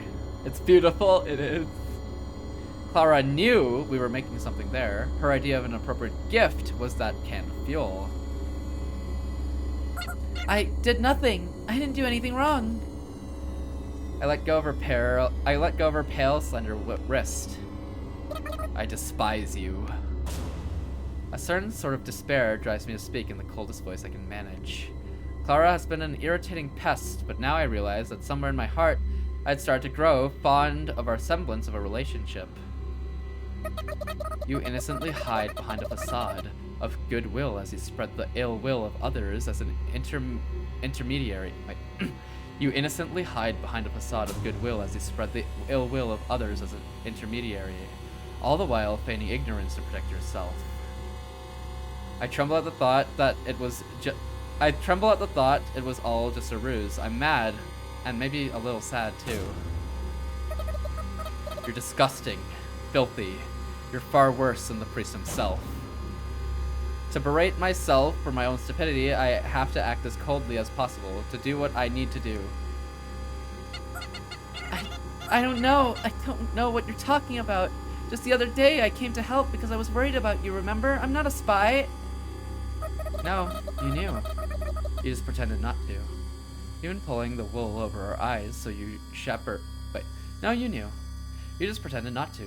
You've been pulling the wool over our eyes so you shepherd it, so your shepherd would praise you like a good little sheep. But you couldn't bear the guilt of deceiving someone, so you deceived yourself the whole time. I think the androgynous opioid levels in my brain are rising again. The pain has faded, and all I feel is a boiling heat like magma churning in my stomach. Clara cries pathetically, her nose dripping, but I don't feel a thing watching her. I proceed with the execution of a relationship. I feel like something similar has happened before. In this town, nobody dies, but if you kill a relationship, they're dead to you. Don't you dare show your face in front of me or my friends ever again. I'm never talking with you again. I won't hurt you. I'll just ignore you. No information for spies. Clara tries to say something, but I cut her off. Go away. But I tried so hard. Go away. When I shout, sparks start to fly in my eyes. Maybe I strain myself too much. I can't even hear Clara sobbing anymore, so maybe I'm starting to lose my hearing too. Soon enough, not even my sense of time can drag me down. My consciousness disappears. She's a walking silence. Oh, hold on. Ghost Pia. She's a walking silence. Covenant, or whatever the spelling of the... It's the Covenant. I feel so downhearted. But more than that, I'm driven by a sense of duty. So I reach for the doorknob only to realize that the door is locked until I break it down, and I'm free to go inside. After a tragic defeat and my separation from Clara, I end up right back where I started, at Alexei's house. I slip out of the hallway, and head into the familiar living room and enter the lab. Sorry, Anya, I got sniped, so I was thinking of getting a bulletproof vest this time. I feel so miserable. I know there's no way I can speak on the spot here. So I say lines I've thought up of beforehand. Do you think Lo sells them at her store? If so, I'd like to borrow some money, so it's not that I've forgotten the words I was going to say next. It's because I notice a frowning Yoru typing up a storm, and beside her, Anya stands up as she notices me and shrugs her shoulders. I'm definitely curious as to what's going on, but there's something I have to do first. Anya, I'm sorry, I failed. I tell her the details of how I was dealt a pathetic defeat by the Inquisition. It feels especially humiliating after I confidently ran my mouth. I think the only reason I didn't cry was because Yoru was right there. It's not your fault, Sayako. You couldn't have predicted all of that. Let's think up a plan together, the three of us. Anya looks towards Yoru, our third member. I join her, but Yoru doesn't look away from the monitor for even a moment as she types away at Alexi's keyboard. I can't help but find her focus ghastly. Yoru, what are you doing? Chatting? Chatting with who? With Alex, Pride and Joy. Oh, come on. If you keep saying things like that, I'll pull out your motherboard. Would you believe that Yoru edited Alex's unfinished personality data and perfected it? That said, since her body's gone, she's just running in the computer. So it's like she has no body, but she has a soul? I guess you could say that. Yoru's talking with her soul, and apparently she... Sayako, this girl keeps begging to go see Alexi. But why? I'm curious to see what sort of conversation they're having, so I peek at the display over Yoru's shoulder. Oof. It's quite different from what you'd usually expect from an email or chat client. It's a black screen with a continuous string of green text that's not even broken down into paragraphs. It's so plain, it's vomit-inducing. Ooh, that sounds terrible to read. I can't read this. It's not that I can't read any of it. I can barely make out what Yoru's typing in, but the messages that are apparently hers looks like patterns of incomprehensible symbols. Don't sweat it. I can't read it either.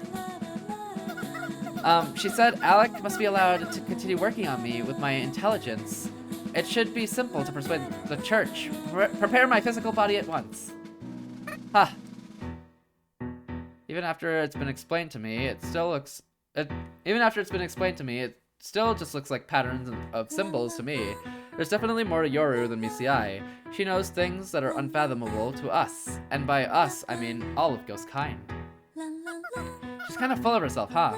Maybe she gets it from Alexi? Prepare her body, huh? Easier said than done. Anya groans. I ruminate once more on the fact that Alexi created consciousness, a whole personality, within the confines of a computer. It's kind of dizzying. There's an artificial consciousness that can feel, think, and desire just like me. Casually sitting there as if it's no big deal.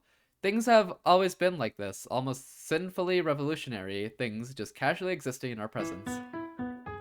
I'm only just now reminded of Neurosama. But if I were to simply unplug the computer and destroy it on a whim, her consciousness would surely break too. Her existence would end as suddenly as it began. How fragile. But there's something nostalgic, something precious about that fragility.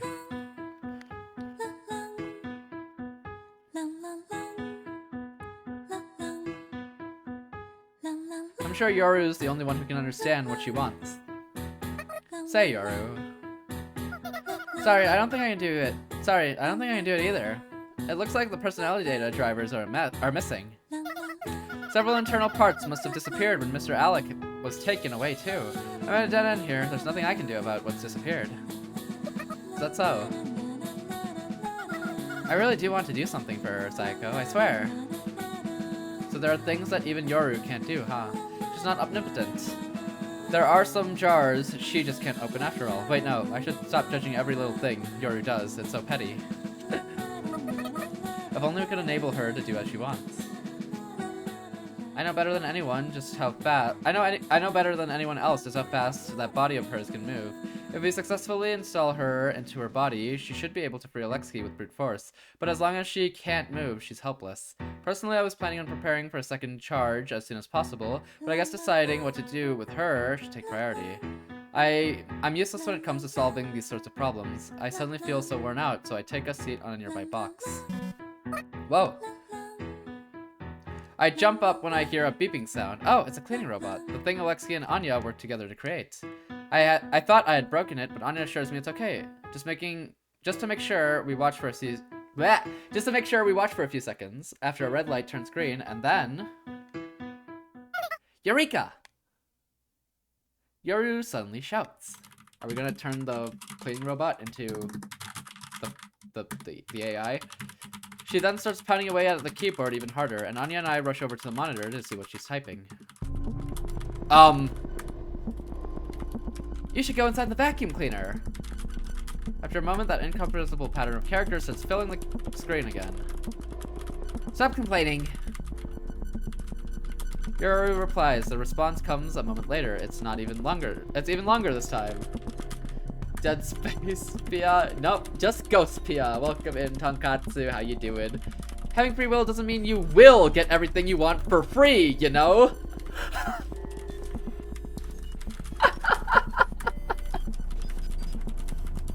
That's such a good line. Likewise, Yoru's replies get longer too. She gets a longer response with a shorter wait. Welcome in, Tonkatsu. How you doing? Arguing in chat feels so unproductive. Anya murmurs. Whatever, I'm gonna do it whether you like it or not. After typing in that message, Yoru takes her eyes off the monitor and turns to us. The monitor behind her fills with a response, then another and yet another before Yoru finally speaks up as if to drown out the text. Just got home, ate 2 Choco Puffs. Ooh, nice. Nice, nice, nice. I want chocolate now. Uh-oh. I want chocolate. I do have chocolate next to me. I'll eat that after. Wait, are you seriously gonna stuff that crappy personality of hers into the vacuum cleaner? I'm fed up with her, so I think I will. It's got way fewer parts than a humanoid robot, so it'll take out the hassle of bipedal walking. Wait, no. I'm fed up with her, so I think I will. It's got way fewer parts than a humanoid robot, and it'll take out the hassle of bipedal walking. So that's 2 bugs with 1 stone. I mean, sure, but that'll still take a hell of a long time. Well, don't worry about that. I'm sure I can get it done before it's time to eat, which is why I want to ditch this slow keyboard and use a more direct input device. White bait fish with chicken pieces, fried rice for lunch. Ooh, fancy lunch. That's a very fancy lunch. Hope you enjoy. Yeah, really? I'm sure there's something around here, somewhere in the house. As Anya leaves the room to look for a more direct input device or whatever, I call out to her. I'm completely useless here right now, so I need to do what it is I can do. Anya, I'll go to Alexei and... Anya turns around. The indescribable look on her face has me confused. What's with the awkward expression? It must be because I failed to meet her expectations after all. I'm sorry. I'm sorry. I'm sure you suffered a lot because of me. I'm so sorry. I shouldn't get ahead of myself like that. It's so tacky of me. No, I'm the one who should apologize. I failed to save Alexei. I need to try again. No, you don't have to go. Not now, at least. I try to put in a but, only for Anya to keep going with full control over the conversation. You must be tired from all the action, right? You should rest. You look exhausted. Besides, I agree with Yoru's thinking. We'll see how that pans out soon enough. We'll see. Yes, so let's just watch Yoru and make sure she doesn't slack off. I'm a little concerned about how Anya said we'll see, but I decide not to go against her. I decide to sit down in a nearby chair and blankly watch as Yoru types on the keyboard. I should be feeling tense right now, but for some reason I let out a yawn. There's not really much I can do to help here, is there? I don't think there is, at least. Did we go to sleep? Okay, done! Whoa. I wake up at the sound of Yuri's voice. Uh-oh, I fell asleep. My body feels so powerless, as if my batteries had run out. My eyelids are so heavy, I can't even tell if they're open. I try to brace my legs and stand up, but fail. All I end up doing is letting out a groan. It's at that moment I realize how exhausted I am. Yuri speaks up when she hears the noise. Anya calls out to me and reaches out her hand. Thank you, I'm okay.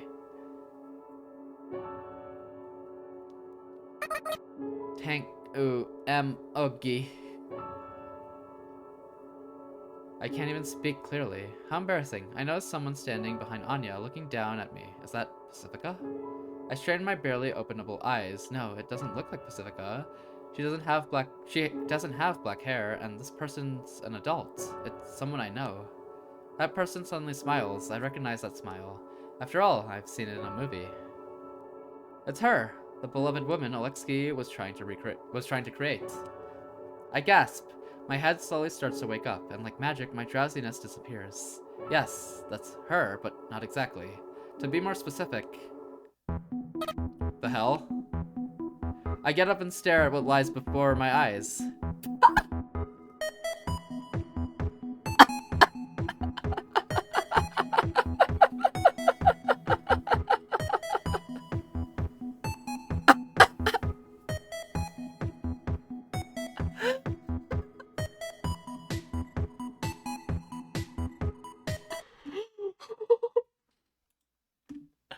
Oh my god. I love that. I love that. What is that? An AI? The body was kind of, the main body we had built was kind of taken away, so we used a spare vacuum cleaner robot and just attached your head onto it. It's a cleaning robot we were talking about earlier, but what was once a smooth, flat surface is now the uncanny valley of a woman's head. Her eyes are shut like she's sleeping, and of course she's not actually smiling. In any case, it doesn't look like it was just glued on there as a joke. The base of the neck is attached to the robot's chassis with some sort of adapter. The head parts hadn't disappeared, so I figured it'd be a waste not to use them. The neck also uses standardized parts, so attaching it was doable, but that doesn't mean it wasn't tough. I was able to manage with Anya's help. We're done! Yuri looks a little tired, all tangled up in some mysterious cables, but her eyes glitter as she lets out a victory roar. I'm so tired. All that's left is to turn her on. Done? What about debugging? Anya asks with concern in her voice. She sounds a little tired too. Yoru did say that she's got Anya's help. Nobody debugs anymore. That's what all the cool developers say. Dang. They definitely don't. Looks like a lot happened while I was asleep. I must have been out for a long time. My stomach starts to gurgle in hunger as if to prove just how long it's been. I'm sure I can get it done before it's time to eat. Okie dokie, let's start the installation. Yoru loudly types on the keyboard, starting the installation. I look at the back of the cleaning robot. It's connected. I look at the back of the cleaning robot. It's connected to the computer with a thick cable that looks like a water pipe. Several lights of different colors flicker on and off on the cleaning robot before all the lights shut off. Beep. It's the same beep I heard earlier. Beep, beep, beep, beep, beep, beep, beep, beep, beep, beep, beep, beep, beep, beep, beep, beep, beep, beep, beep. At least it's not boop, boop, boop, boop, boop, boop, boop, boop, boop, boop, boop, boop. Now that's a new one. This time it lets out a bunch of short, rapid beep, beep, beep, beep, beeps. It's a little annoying. Despair. Want to know? Don't remember. But despite all the noise, her head's still asleep. Looks like everything's going just peachy. See? You can trust me. After Yuri says that, the beeping changes to a more musical pattern. And then suddenly... Oh? Her eyes open. Wokage. So accurate. Beep boop. Despair! Every time I read beep boop or boop boop, it's just, it triggers the you and me and her. She looks somehow gentle, just like in the movie. But not passive? Her eyes are brimming with confidence. Even someone with hazy memory like me can tell that her image is a perfect reproduction. Okay, hey you're finally awake. I think it triggers it for all of us here. So true. She has the youthful look Wait, she has the youthful looks only available to women on the cusp of adulthood, but she also has a certain sort of refined dignity that makes you want to protect her. Anyone who sees her would have the word fascinating burned into their minds, regardless of the details of what exactly they'd find fascinating about her. She's so fascinating it's almost destructive. As a result, the state of her body below the neck is such a pity. Suddenly, she loses her complexion and nearly tears her own head off. It looks like she's finally realized what's happened to her. She's been fused to a vacuum cleaner. Ha ha ha ha! Congratulations! Yuri speaks from behind her. Her neck turns at an inhuman angle and speed to look at Yoru. The facial features are flying off the face. She lets out the lowest, heaviest beep. She then tackles Yoru with the force that no cleaning robot should ever need. Bah! As Yoru lies sprawled out helplessly on the floor, the robot relentlessly pinches her face with an arm extending out of the chassis. The beautiful girl-faced robot lets out a flurry of wild beeps as she proceeds to physically punish Yoru. This is getting brutal. New character! Yeah! So she can't talk, huh? She's not built to. Her voice synthesizer module is She's not built to. Her voice synthesizer module is in her chest, I believe. Oh, I see. Hey, stop talking and help me out. Oh. Well, you're just reaping what you sowed. I mean, I get how she feels, but let's leave it at that for now. I nervously approach her. Can you blame me? I've never dealt with a murderous woman-headed before.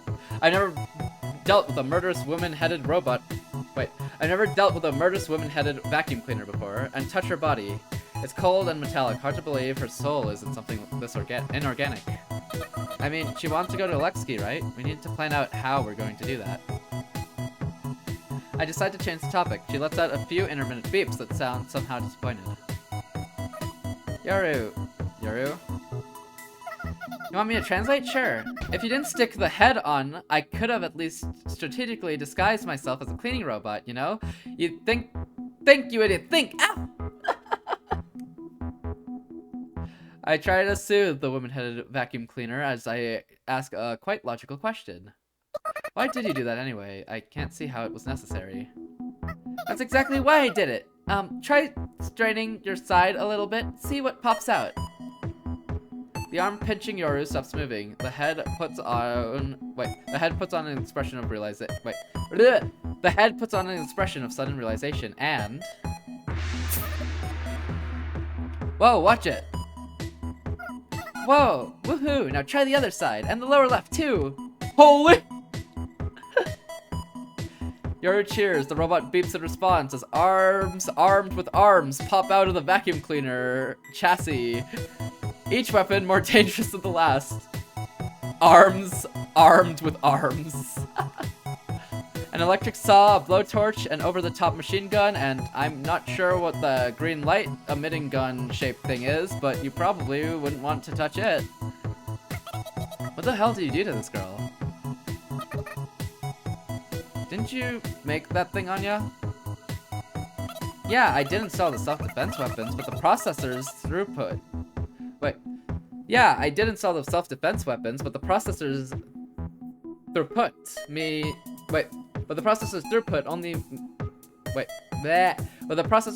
meant only one weapon could be used at a time. Plus, it'd only work in low-precision mode.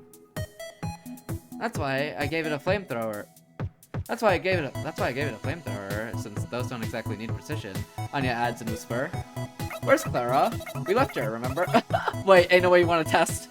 I figured it'd be good enough for self-defense. I mean, its main function is cleaning after all, but the situation has clearly changed. Anya lets out a gasp when I ask, what's wrong? She smiles and speaks unusually quickly as if she had been waiting for me to ask. The technological advanced head Alec made is attached to it, so she's using the head's main processor. It's an insanely high-powered monster-class processor, necessary to reproduce the vast number of functions of a human body. Of freaking course it can control the weapons with ultra high precision. The robot must have heard as she lets out a high-pitched beep. And then a gunshot. A certain figurine placed on Alexki's work desk gets blown away. Now she can use her installed weapons with 100% efficiency. No, considering her capabilities to autonomously strategize, she can use them to 9,999% efficiency. Ah ha ha ha ha ha ha. The beeping overlaps with Anya's excited voice. The robot's laughing. I can tell that much by her facial expression. After looking at her face, I can only hear the inorganic beeping as laughter. Where's Clara? Ain't no way! Well, that's pretty much it. You're welcome. Now if you'll excuse me. Well, that goes to show just how precise those weapons are. The robot hovers somewhat gracefully out of the room, apparently satisfied in exacting revenge for being made into an uncanny woman-headed vacuum cleaner. Where is she going? I guess that should be obvious. I call out to the cleaning robot's back, or is it called a stern? I feel like I have to. She stops hovering, then she beeps. That probably means what? It would have been interesting if the robot spoke in Norse code with those beeps. Morse code? Or surely Morse code, right? It'd be hard to reproduce in a visual novel, I'd say. I guess you just put dots in between. I'm glad to meet you. Good luck! I didn't think of anything to say, so I end up working out some polite but awkward platitudes. I wonder what's gotten into me. After a few seconds, she lets out a staggered 3 or 4 beeps. Without waiting for my response, she starts moving again. I guess she doesn't want to talk anymore. What did she say? When I ask for a translation, Yoru lets out an exhausted sigh. Something like, you're a good kid. Dumb, but good. Oh, and? I'll talk with you again if I feel like it. So that's what she's like, huh? That's what she's like. She's kind of rude, huh? It's like she's on a high horse, a high hovering horse. But even so, that just goes to show you that she's got an individual personality, at least, and I think that's important to note. Okay, so do we follow her? Anya speaks up as I'm thinking to myself. Yeah, that seems like the proper thing to do. Well, after we wake up this girl, that is. Anya says that with a bit of a chuckle. I look at the floor to find Yoru sleeping on the floor that, until just recently, had a robot to clean up after it. She must be deathly tired. She did look sleepy, now that I think about it. Maybe we should wait a bit first? Sorry, but I'm not as gentle with Yoru as you are, Anya. Oh, we're just carrying her? Okay. Anya and I, with Yoru in tow, follow the trail in the snow left by the vacuum cleaner robot. The excess force of anti-gravity leaves a faint single line in stark contrast to the footsteps left by our bipedal walking. She must be heavy, huh? I think she's a normal weight. That's fine. Yoru was so tired I was unable to wake her up no matter how hard I tried.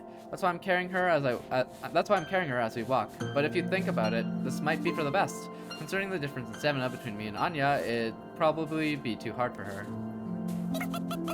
Anyway, it feels like that vacuum cleaner has gotten ahead in life, huh? Ahead in life? I know it's not exactly the right phrase, but that thing was originally going to be scrapped. Huh? But it's so amazing. I may have mentioned this before, but Alec and I made that thing. I think I remember hearing that. You see, a famous rich person came to our workshop and commissioned a one-off vacuum cleaner. The offer was pretty generous, so due to certain circumstances, we ended up outsourcing the software to Alec. Had you met Alexki at the time, before that point? Nope.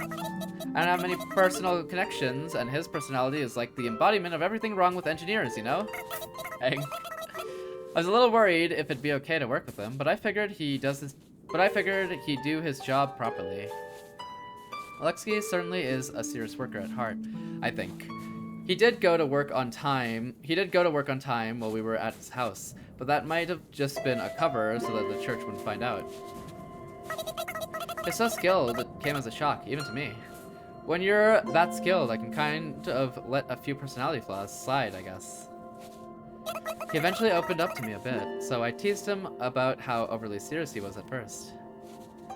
Anya stops walking and looks at me directly. And then he had the gall to say, I realized I could take it easy if I just didn't look at you as a woman. So I hit him with a wrench. She gestures the motion of hitting something with a blunt object before letting out a cackle. He definitely is that sort of guy, huh? Yeah, so we finished the cleaning robot, but as you'd expect, the customer demanded a retake as soon as they saw it. What? Not again. This time it actually said blunt. This time it actually said it. This time I'm in the clear. They wanted more luxurious functionality. Or a more chic design. A bunch of worthless complaining, basically. But business is business, so we asked if we could fix it up with minimal adjustments, but... Anya, realizing that she had stopped walking, starts taking a few steps before continuing to talk, her eyes fixed ahead of her. Alec was there with us, and he suddenly burst into tears, saying, "How cruel can you be?" Oof. Oof indeed. Makes you think he's fragile, right? That's what I thought too. But then he said, "How can you say that in front of her? Don't you care how she feels?"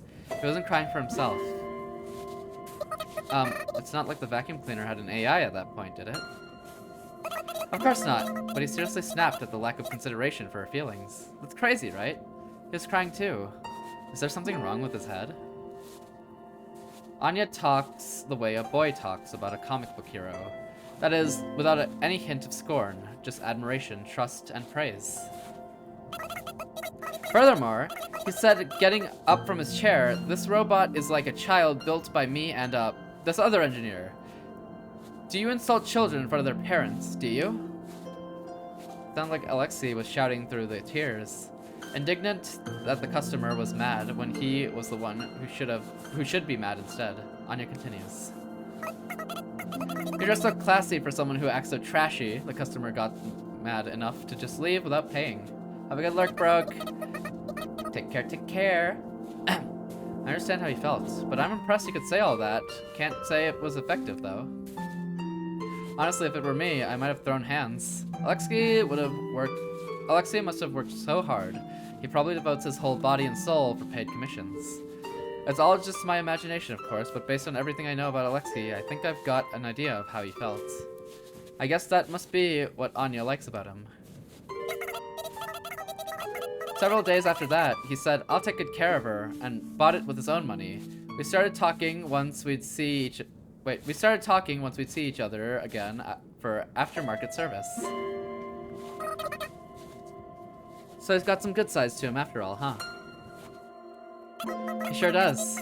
He's got way more bad sides, though. That said, this isn't really the time to talk about this, huh?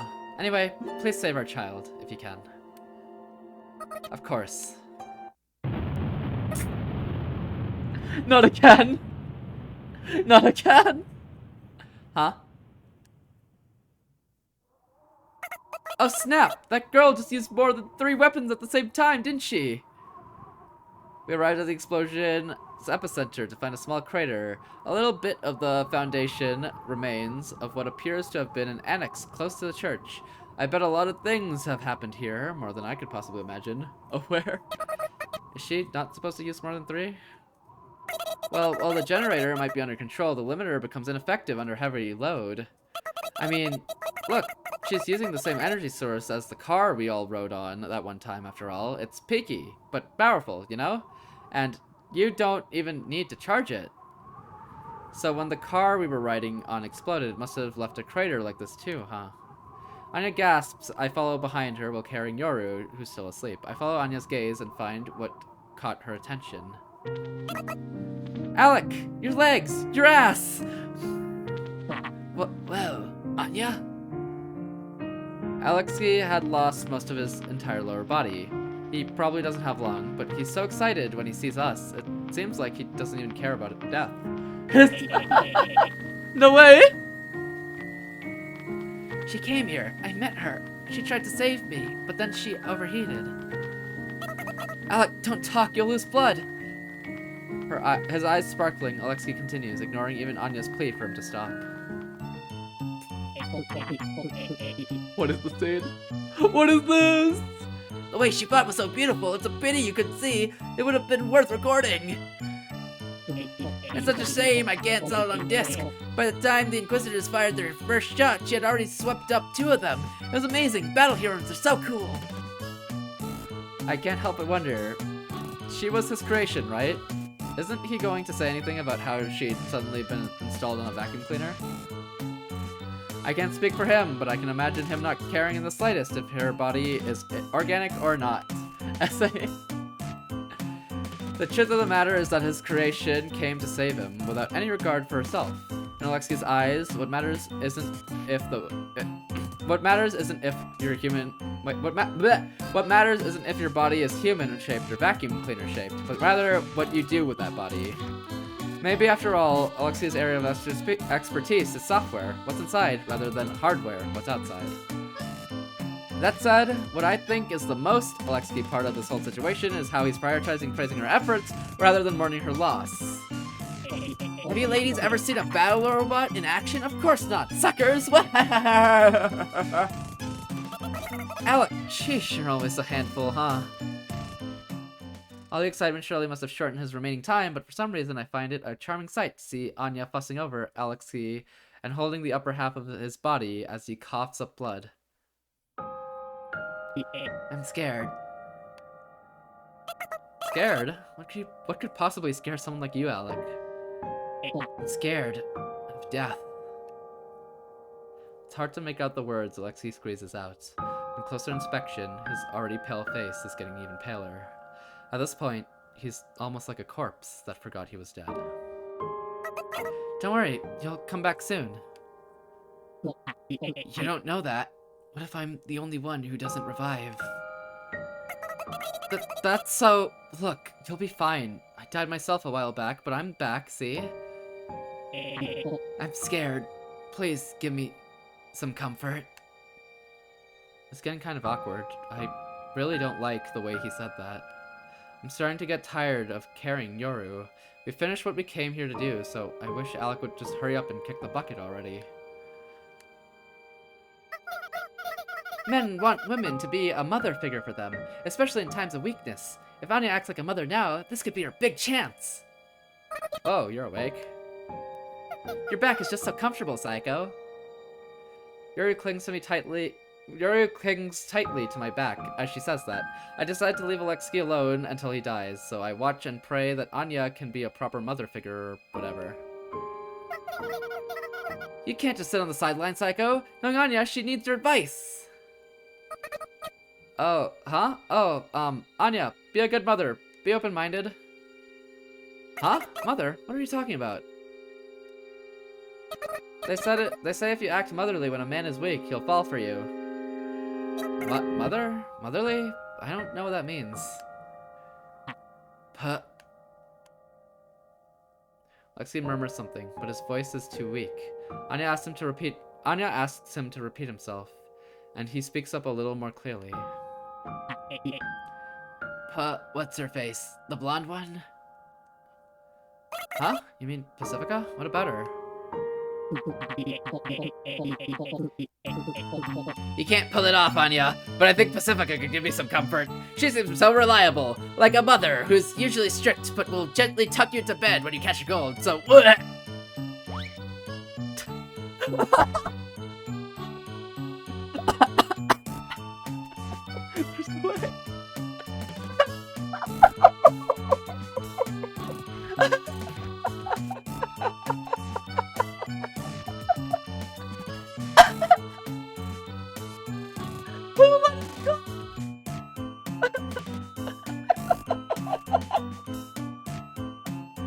Chucked her into the crater! Holy... Oh my god, I love that!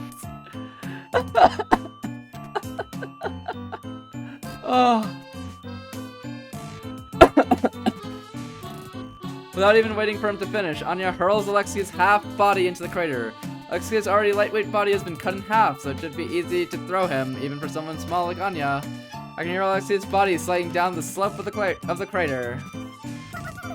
Oh, he really fell for you into that hole. Whoa, he really fell for you into that hole. Can you quit joking around and get off me? Anya urges us to move on right as I manage to shake off Yoru. Let's go, a crowd's starting to form. When I look around, the crowd's still thin, but ghosts are starting to gather around to see if everything's okay. Some of them must be church followers, too. In any case, I don't want to stay here too long. What's with all the explosions lately? When I hear the crowd of ghosts having a conversation like these, I can't help but smile wryly. They've got a point. Are we gonna call Pacifica? Do you want to call her? Anya's threatening response lacks her usual blend of friendliness and charm as she glares at Yoru with the sharpness of a knife. The shock causes Yoru to take a step back and mumble, which is quite a precious sight for me to see. Oh. Wait, no, I shouldn't just watch. Sorry, Anya, I'll be sure to kill Yoru for you later. She'll get her just desserts. I'm so sorry about that. I consider prostrating myself before Anya's facial expression suddenly slackens. Oh, I was just joking. Don't worry about it. I just feel like I've just been in a traffic accident. You two feel the same way, don't you? Yoru says, oh, okay, and starts giggling again, so I slap her ass before we follow after Anya, who's already starting to walk off. Pacifica's not the motherly type. Men like him just like to delude themselves into having the wrong impression of her. Who was defending? Who was defending Alexei again last time? He doesn't have a discerning eye, huh? There's a reason why he's not popular. Thus closes the curtain on our mission to get technically... Thus closes the curtain on our mission to get technical help for crossing the snow desert. Whether it ended in success or failure, we can't tell. It's not our call to make, after all. The decision lies with...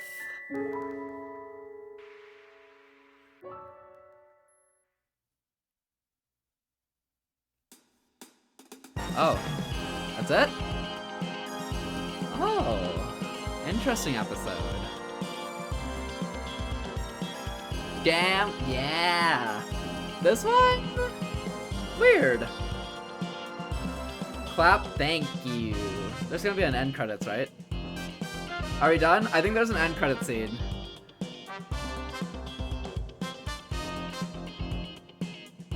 Leave. You wish. Anyways. Water, no!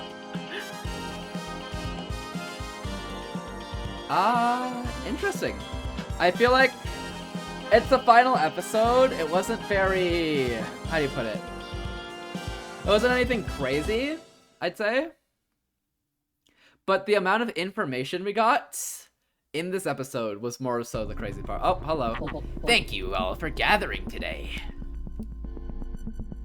Alexei's house looks like a mess, probably because the automatic cleaning robot's gone. The workshop's even more of a mess than when we first came here. We sit on random boxes and large cans as we talked with Alexei. We had gathered at Alexei's house a few days after his bisection. I glanced at Pacifica's face. She hadn't had much to do with this whole mission, so... Why didn't you call me? I would have abandoned work in a heartbeat to come help you. She had been this huffing mad ever since we gathered.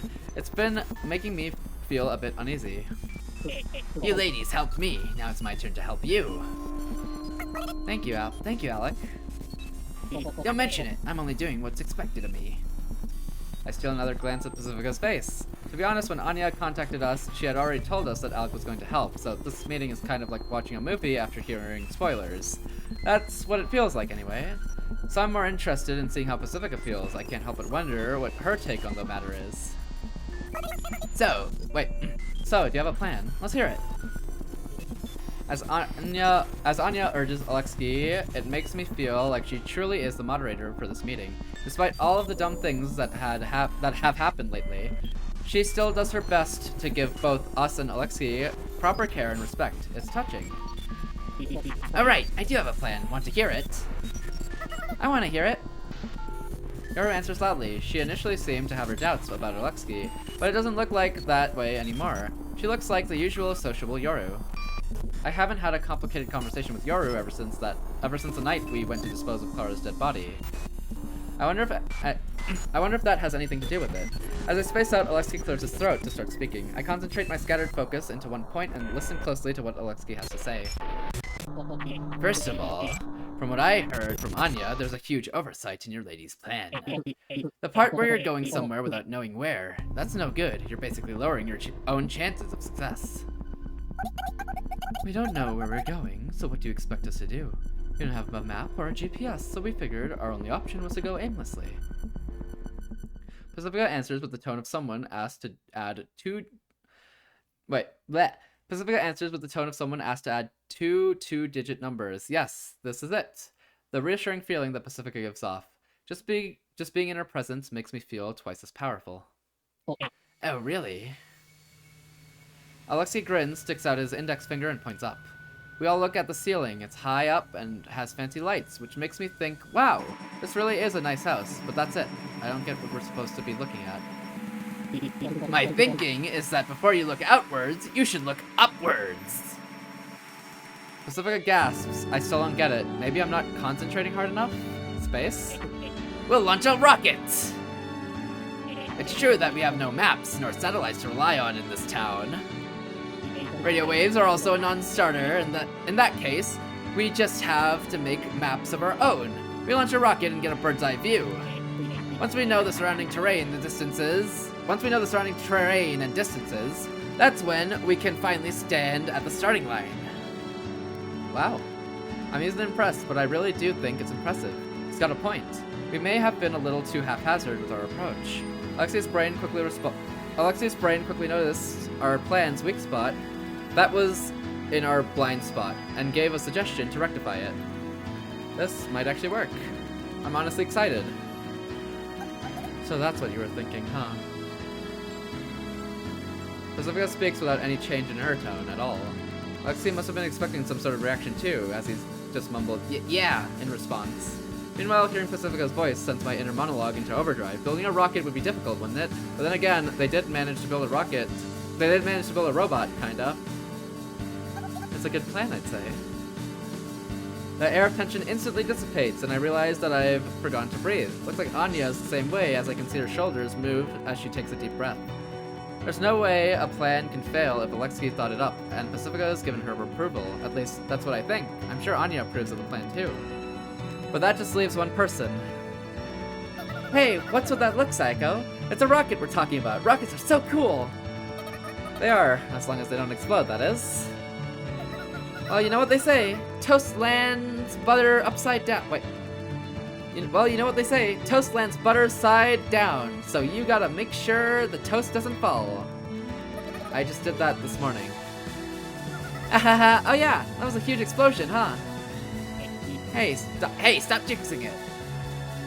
We're all unanimously in favor of Alexei's plan, but he says we need a regroup. But he says we need to regroup at a later date. After he works out the finer details, we have no real reason to refuse, so we accept his proposal.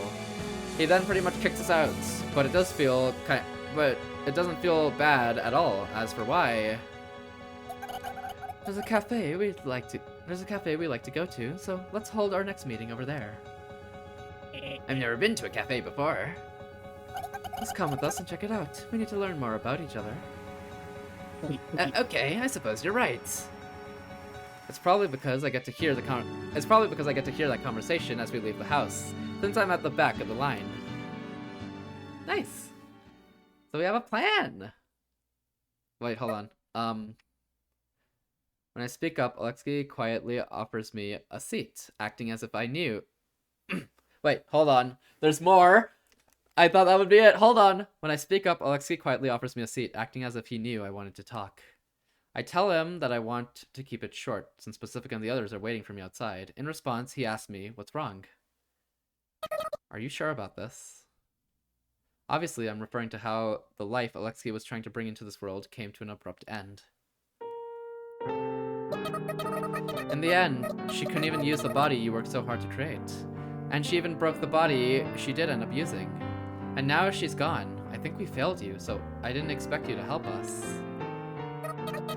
If you think we failed and are still helping us out of a sense of obligation, then... Why so negative, lol? Who are you, me? She's not coming back! It doesn't sound like it. Lexi laughs out loud after saying that. I'd rather not listen to his quaffing for another second, so I press him to continue. Please don't mock me. I want to be helpful in the end. Well, yeah, I definitely had regrets when I had my lower half blown off. For one, I regretted asking you ladies for help. Do you remember what happened back then? How Anya looked after you? A little bit. You were there too, weren't you? Honestly, my memory's a little hazy. Did I say something strange? No, not really. Please continue. I woke up at the garbage dump and Yeah, that's not actually that big of a deal, huh? Easy peasy. And I went home. There was evidence that someone used my workshop. I knew right away that it was your roommate. Well, yeah. That's when I did a system check and found a letter from her, hidden somewhere in the server. That's when I knew the experiment was a success. I don't know if I should ask, but what does the letter say? Lexi says, oh, it's nothing really, before continuing to tell me anyway.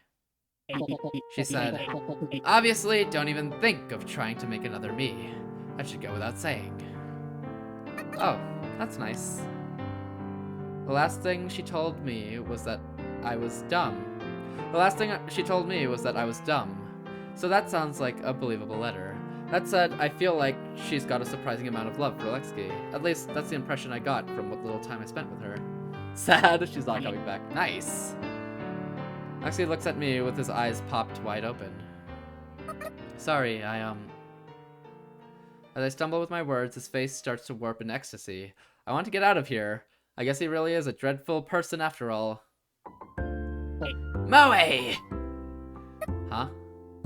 That was incredibly Moe, you know? I'm glad you came. That's a word from your home country, right? She started with obviously and ended with that should go without saying, really re-emphasizing her point, you know? That's a cliche among advanced AI heroines, but that's what makes them so classic, you know? He's a weeb. Yes, he is. You really do need counseling soon. You need counseling now! This is what Moe means, right? It's gotta be. I won! In your face, suckers! Who did you win against exactly? Every otaku's ever dreamed of romance with artificial intelligence. Congratulations? This is what the world was meant for. Was it really romance though? Maybe it was familial love or something? But then again, I can just imagine Yoru saying, what men perceive as romance isn't necessarily romance, while giving me a thumbs up. I see, makes sense. Are you going to remake her once things have calmed down? What kind of jerk would see something like that and have the gall to think they could make a sequel? I let out a small sigh of relief. Alexi's motivation may be beyond my grasp, but at least it's not completely unreasonable. What I gained and lost here was both life and death. I was able to create both. I may have been excommunicated by the church, but it looks like I've been spared by God for now. Life and death. Despite his triumphant words, Alexi's face quickly darkens. I thought he had long since stopped caring about reproducing God's work. To create life is to have ambitions for the future. To create death is to obtain a certain sort of repose. As I created her, I thought that I could help out ghosts in that regard. I was conceited. Yes, he did indeed mention that when he was creating her. But now that I've lost her, I realize that death is sad. I can't ever see her again. I can't ever reclaim her. I can't even thank her for all she's done. It makes me want to and hero. Wait, what? It makes me want to be a hero. But I'm not in enough pain to actually die. We're not designed poorly enough that we just die. Wait. We're not designed poorly enough that we die just because of that, lol. But then again, we don't die for any reason, to be honest. TBH. I think about her before I sleep. Even though I know I can't sleep when I think about her. When I finally do go to sleep, I dream of her. And each time I wake up, I feel despair. Somehow, I just know that this will continue forever. Alexei is truly grieving. It's disorienting how much it feels like someone actually died. I feel like I've lost someone close to me once in the far... Wait. I feel like I've lost someone close to me once in the far distant past too. No idea who or when that was. But I just get the feeling. I can't figure it out. But... Alexei turns around and sits at his desk, but he doesn't touch his keyboard or mouse. His chair creaks, and then he cries. Despite getting beaten to death literally and emotionally, I'm glad I got to meet her. I feel that something like this has happened before.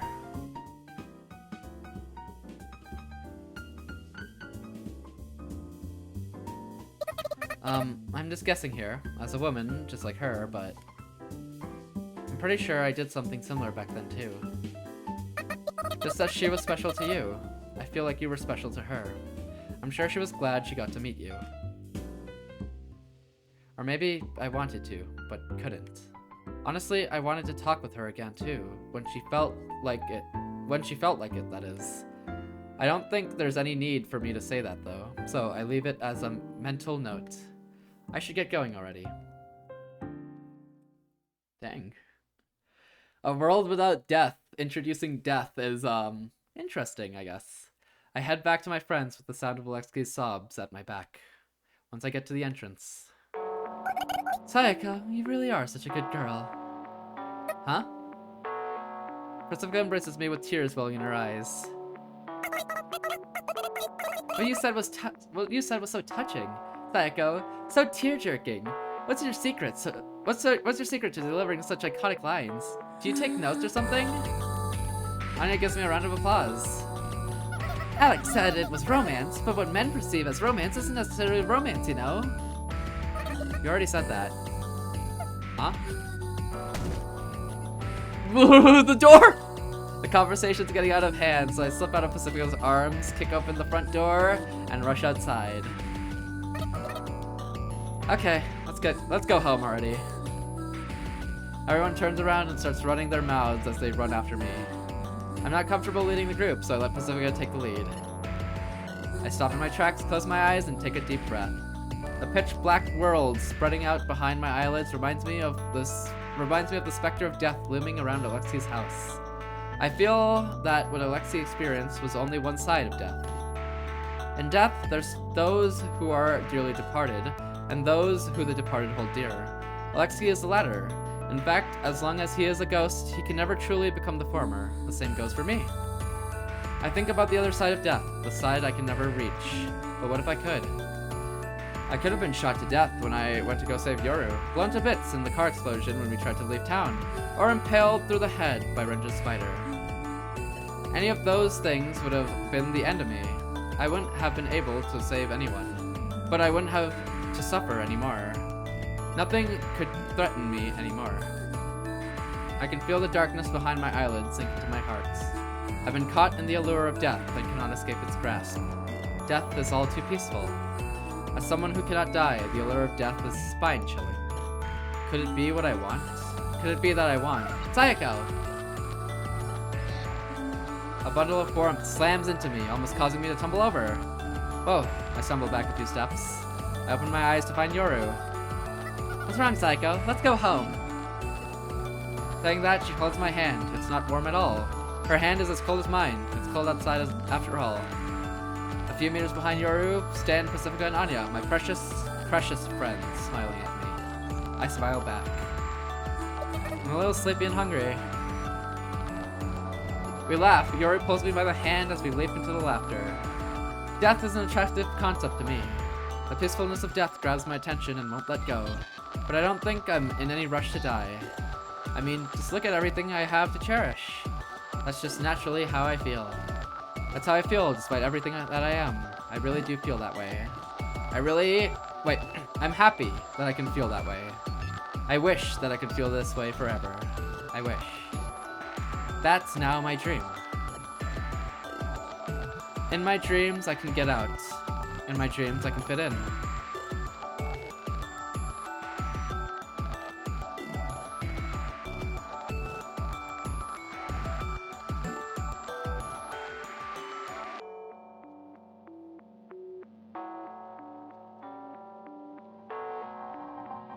Wait, hold on.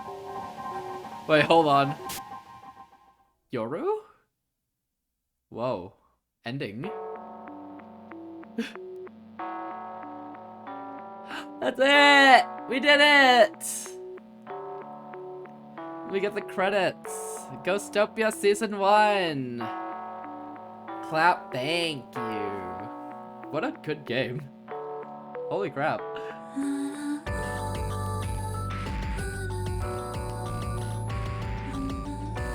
Interesting ending as well.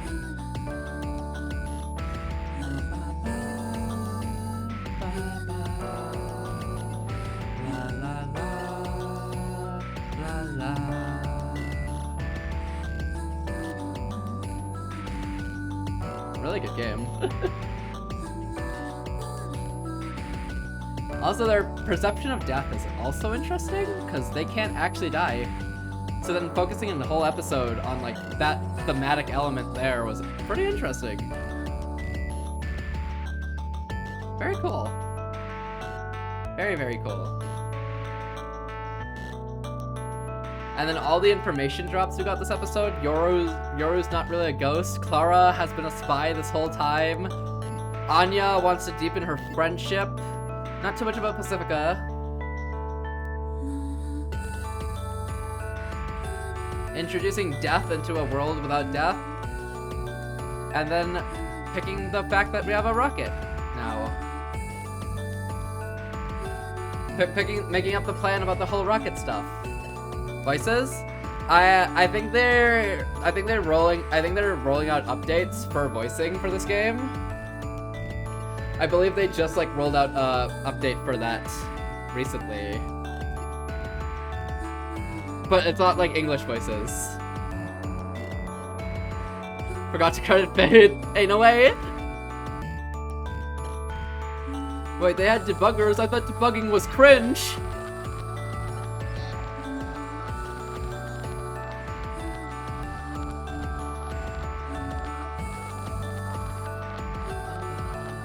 Nobody thinks that. They said that! Yoru thinks that!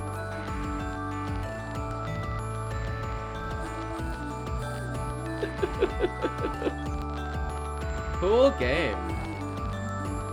Definitely ranks high on my list.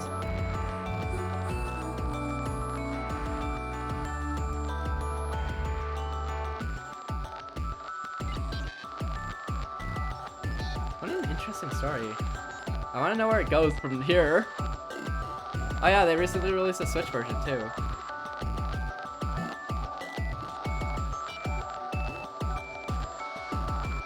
Original version crowdfunding supporters. Sheesh! Sheesh!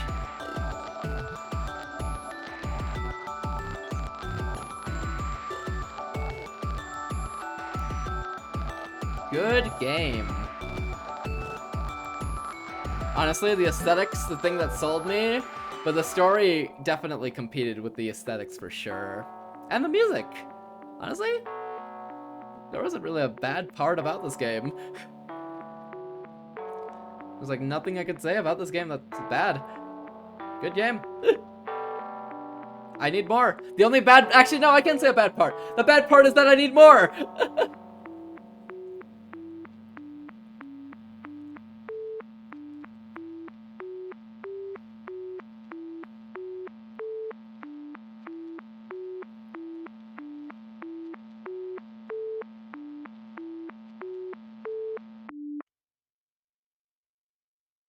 Hold on. It's been a long journey, but who would have thought I'd get this far? The train stands in a far... The train started in a land far, far away, heading even further, but all journeys must come to an end. I sit by myself in a small seat and clench my fist. I'll see you soon.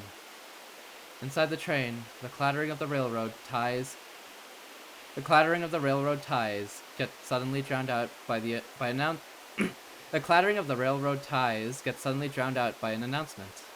The announcement: the train will arrive at the next station, the terminal.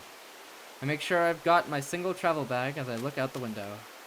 The setting sun seems to weigh down the horizon. As I spot a long, sprawling fence, it almost looks like a solid ball. I've heard many times before that this town was surrounded by a fence, so I already knew about it. She's on the other side of that fence. Just thinking about it makes my heart feel like it's on fire. I've had to sacrifice so many things in order to come here. But that just makes the journey all the more valuable. It feels like this whole world existed solely to lead up to this day. I think those thoughts as I watch the town's perimeter fence slowly approach. It's dark by the time I get out of the station. A cold breeze blows and I suddenly want to go home. This is a ghost town. It's certainly lovely enough to have earned that name. Despite my reluctance, I quickly remember why I came here. To fulfill her wish. It's a promise I have to keep. I whisper to myself. I've come to see you. Ooh. Interesting.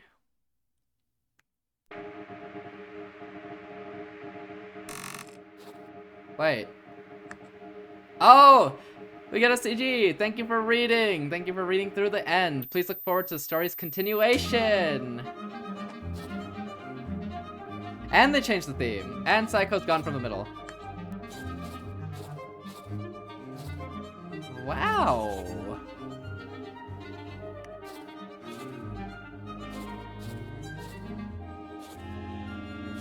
Psycho used to be on the left there, but now she's gone from there. Whoa! Cool game. What could that end scene mean? Maybe in a real life, she actually did go to this ghost town. That's a real place, maybe? Surrounded by a fence is interesting as well. Dang. The art style definitely does change for those scenes as well, too. I don't know. What a cool game. Have you seen WandaVision? No, I haven't. Why, what's up? I think I've been spoiled on the ending of WandaVision, though.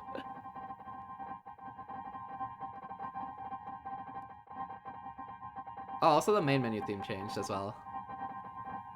Sheesh, good game!